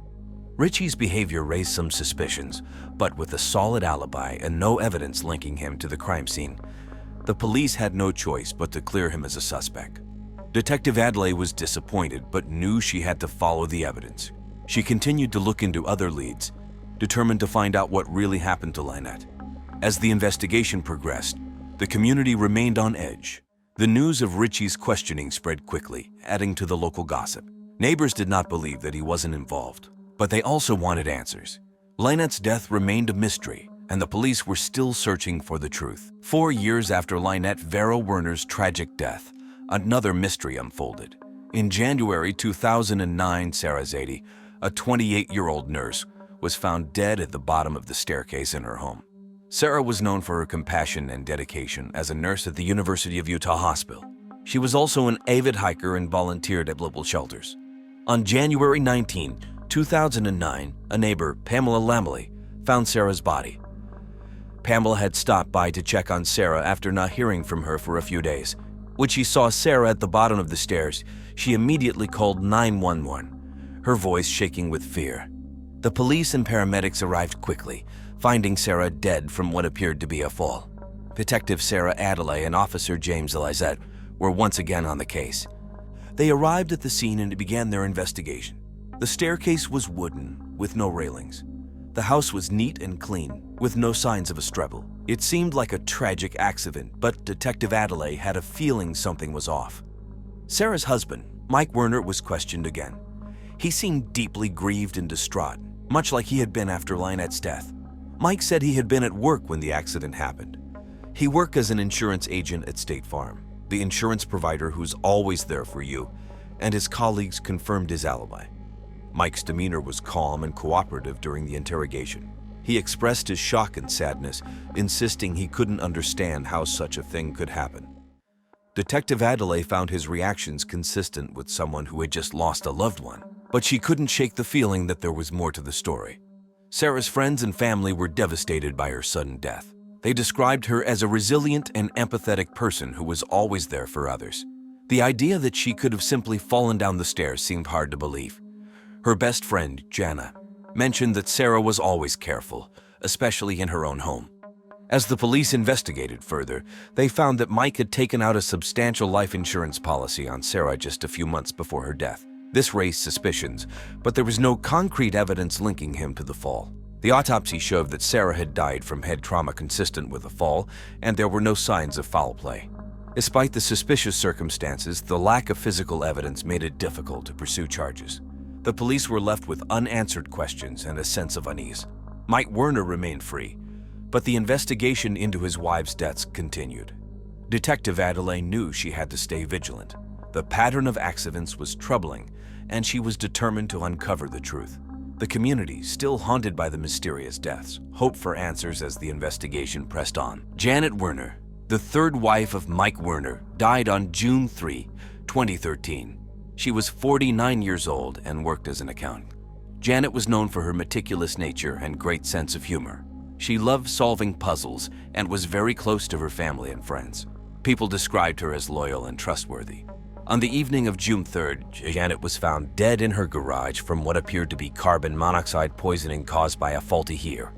Mike, yet again, was the one who found her and called 911, sounding distraught. The initial investigation ruled her death an accident, just like the previous cases involving Mike's wives. Detective Sarah Adelaide decided to look deeper into Janet's death after receiving new evidence linking Mike to suspicious life insurance policies. Janet had taken out a large life insurance policy just months before her death, with Mike as the sole beneficiary, This pattern was too significant to ignore. Detective Adelaide and Officer James Elizette went to Janet's home to re-examine the scene. The garage was tidy, and the heater appeared to be the source of the carbon monoxide. But upon closer inspection, the forensics team found signs of tampering with the heater, suggesting it was no accident. This discovery raised serious questions about Mike's involvement. The police questioned Mike again, this time with more intensity. Mike was now 45 years old, handsome as always and charming, always portraying himself as a grieving widower. However, under pressure, his calm demeanor began to crack. He insisted that Janet's death was a tragic accident and denied any wrongdoing. Janet's friends and family were interviewed as well. They described Janet as a happy and healthy woman who was always cautious. Her sudden death was a shock to everyone. Her sister, Karen, recalled that Janet had mentioned feeling uneasy about the new heater, but didn't think much of it at the time. The police also discovered that Mike had a history of financial troubles. Despite his successful appearance, he had accumulated significant debt. But life insurance payouts from his wife's deaths seemed to be a way for him to solve his financial problems. This provided a strong motive for the police to consider. The investigation revealed more disturbing details about Mike's past. Before Lynette's, Sarah, and Janet, Mike had been married to a woman named Jennifer, who also died under mysterious circumstances. This pattern of deaths and life insurance claims made it clear that Mike was not just a grieving husband, but possibly a serial killer. With this new information, Detective Adelaide felt they were getting closer to the truth. The evidence against Mike was mounting, and it was only a matter of time before they could prove his involvement in the deaths of his wives. The investigation was now focused on uncovering every detail to bring justice for Lynette's, Sarah, Janet, and Jennifer. Janet's tragic death, once thought to be an accident, was now seen as part of a sinister pattern. The police were determined to uncover the full extent of Mike Werner's actions and hold him accountable. On June 20, 2013, the sunny weather in Salt Lake City set the stage for a major breakthrough in the case. Detective Sarah Adelaide and her team had gathered enough evidence to arrest Mike Werner for the murders of his wives. Mike, 45, was a charming and successful insurance agent. He seemed like the perfect husband, but his calm exterior hid a dark history of manipulation and greed. The investigation revealed that Mike had married and killed 4 women: Jennifer, Lynette, Sarah, and Janet. Each time he collected large life insurance payouts, which he used to cover his financial troubles. Mike was also found to be a member of a disturbing website called wifekillcompetition.net, where members competed to see how many wives they could kill without getting caught. Apparently, Mike, with only 4 dead wives, wasn't even a top scorer. A Japanese man on the site managed to marry and kill 23 women without getting caught. Detective Adelaide and Officer James Elizette planned Mike's arrest carefully. They wanted to ensure they had everything they needed to bring him to justice. At 9:00 a.m., they arrived at Mike's office where he was meeting with a client. The police entered the building calmly and approached Mike, who was taken by surprise. He looked shocked as Detective Adelaide read him his rights, then placed him in handcuffs. Mike's reaction was one of disbelief. He protested his innocence, claiming he loved his wives and would never harm them. However, the evidence was overwhelming. The police had proof of his involvement in all 4 deaths, including the tampered heater that killed Janet and the life insurance policies he took out on each wife shortly before their deaths. The news of Mike's arrest spread quickly. Local news stations, including KUTV and Fox 13, covered the story extensively. Reporters gathered outside the police station, and neighbors expressed their shock and relief that Mike had been arrested. The families of Lynette, Sarah, Janet, and Jennifer were notified. Lynette's sister, Julie, was relieved but also devastated by the confirmation of Mike's guilt. Sarah's best friend, Emily, expressed similar feelings, saying justice is finally being served, but it doesn't bring Sarah back. Detective Adelaide felt a sense of accomplishment. She had worked tirelessly on the case, and now the man responsible for these tragic deaths was behind bars. The community, still reeling from the revelations, began to feel a sense of closure. Mike Werner's arrest marked the end of a long and complex investigation. The police had uncovered the truth, and justice was finally being served. The families of the victims could now begin to heal, knowing that the man who caused so much pain would face the consequences of his actions. In early 2014, Mike Werner's trial began. The courtroom was packed with reporters, family members, and curious onlookers. The prosecution was led by District Attorney Karen Anasilia, a 45-year-old known for her sharp mind and dedication to justice. She presented a compelling case against Mike, detailing how he had systematically killed his wives for life insurance money. Anna Celia started by outlining the pattern of deaths. Jennifer in 2002, Lynette in 2005, Sarah in 2009, and Janet in 2013. Each wife had a large life insurance policy, and each death was initially ruled an accident. Anna Celia showed evidence of Mike's financial troubles and his membership in the wifekillcompetition.net website. She argued that Mike was a cold-blooded killer who saw his wives as means to an end. The defense attorney, Robert Burke, was a 50-year-old with a reputation for defending high-profile clients. Burke argued that Mike loved his wives and that their deaths were tragic accidents. He claimed the insurance policies were standard precautions and that Mike had no motive to harm his loved ones. Burke also tried to discredit the prosecution's evidence, suggesting that the tampering with the heater could have been a coincidence. Throughout the trial, emotions ran high. Lynette's sister, Julie, often broke down in tears, while Sarah's best friend, Emily, glared at Mike from the gallery. The families of the victims wanted justice and closure for their lost loved ones. After weeks of testimony, the jury deliberated for 3 days. On February 10, 2014, they returned with a verdict. Mike Werner was found guilty of first-degree murder for the deaths of Jennifer, Lynette, Sarah, and Janet. The courtroom erupted in gasps and whispers as the verdict was read. Mike was sentenced to life in prison without the possibility of parole. She called his actions calculated and heinous and expressed her hope that the sentence would bring some peace to the victims' families. Mike showed little emotion as the sentence was handed down. His once charming demeanor was replaced by a blank stare. The families of the victims had mixed reactions. Lynette's sister, Julie, said, "I'm relieved he's finally being held accountable, but nothing can bring my sister back." Sarah's friend, Emily, added, "This is justice, but it's also a reminder of the pain he caused." The trial and sentencing had a profound impact on the community. Many were shocked that such evil could exist behind a facade of normalcy. The case also brought attention to the importance of thorough investigations and the potential dangers of life insurance policies.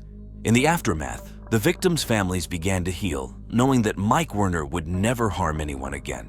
The police officers and detectives involved felt a sense of closure, having brought a dangerous man to justice. The community, while still grappling with the horror of the crimes, took solace in the fact that justice had been served. Following Mike Werner's trial and conviction, life began to slowly return to normal for the families involved, the police, and the community. However, the scars left by the tragic events lingered, reshaping the lives of those touched by the case.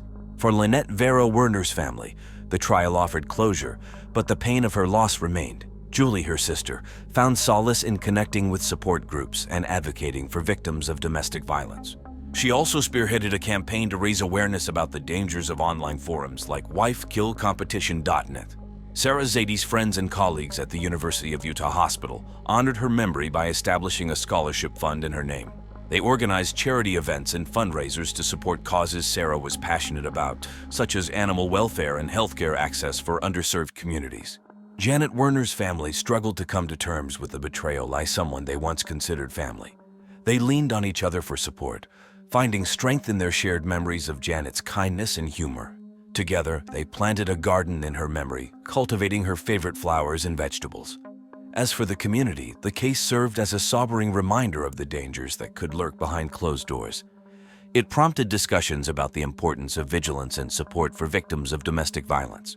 Organizations like the Salt Lake City Domestic Violence Coalition saw an increase in calls for assistance and redoubled their efforts to provide resources and support to those in need.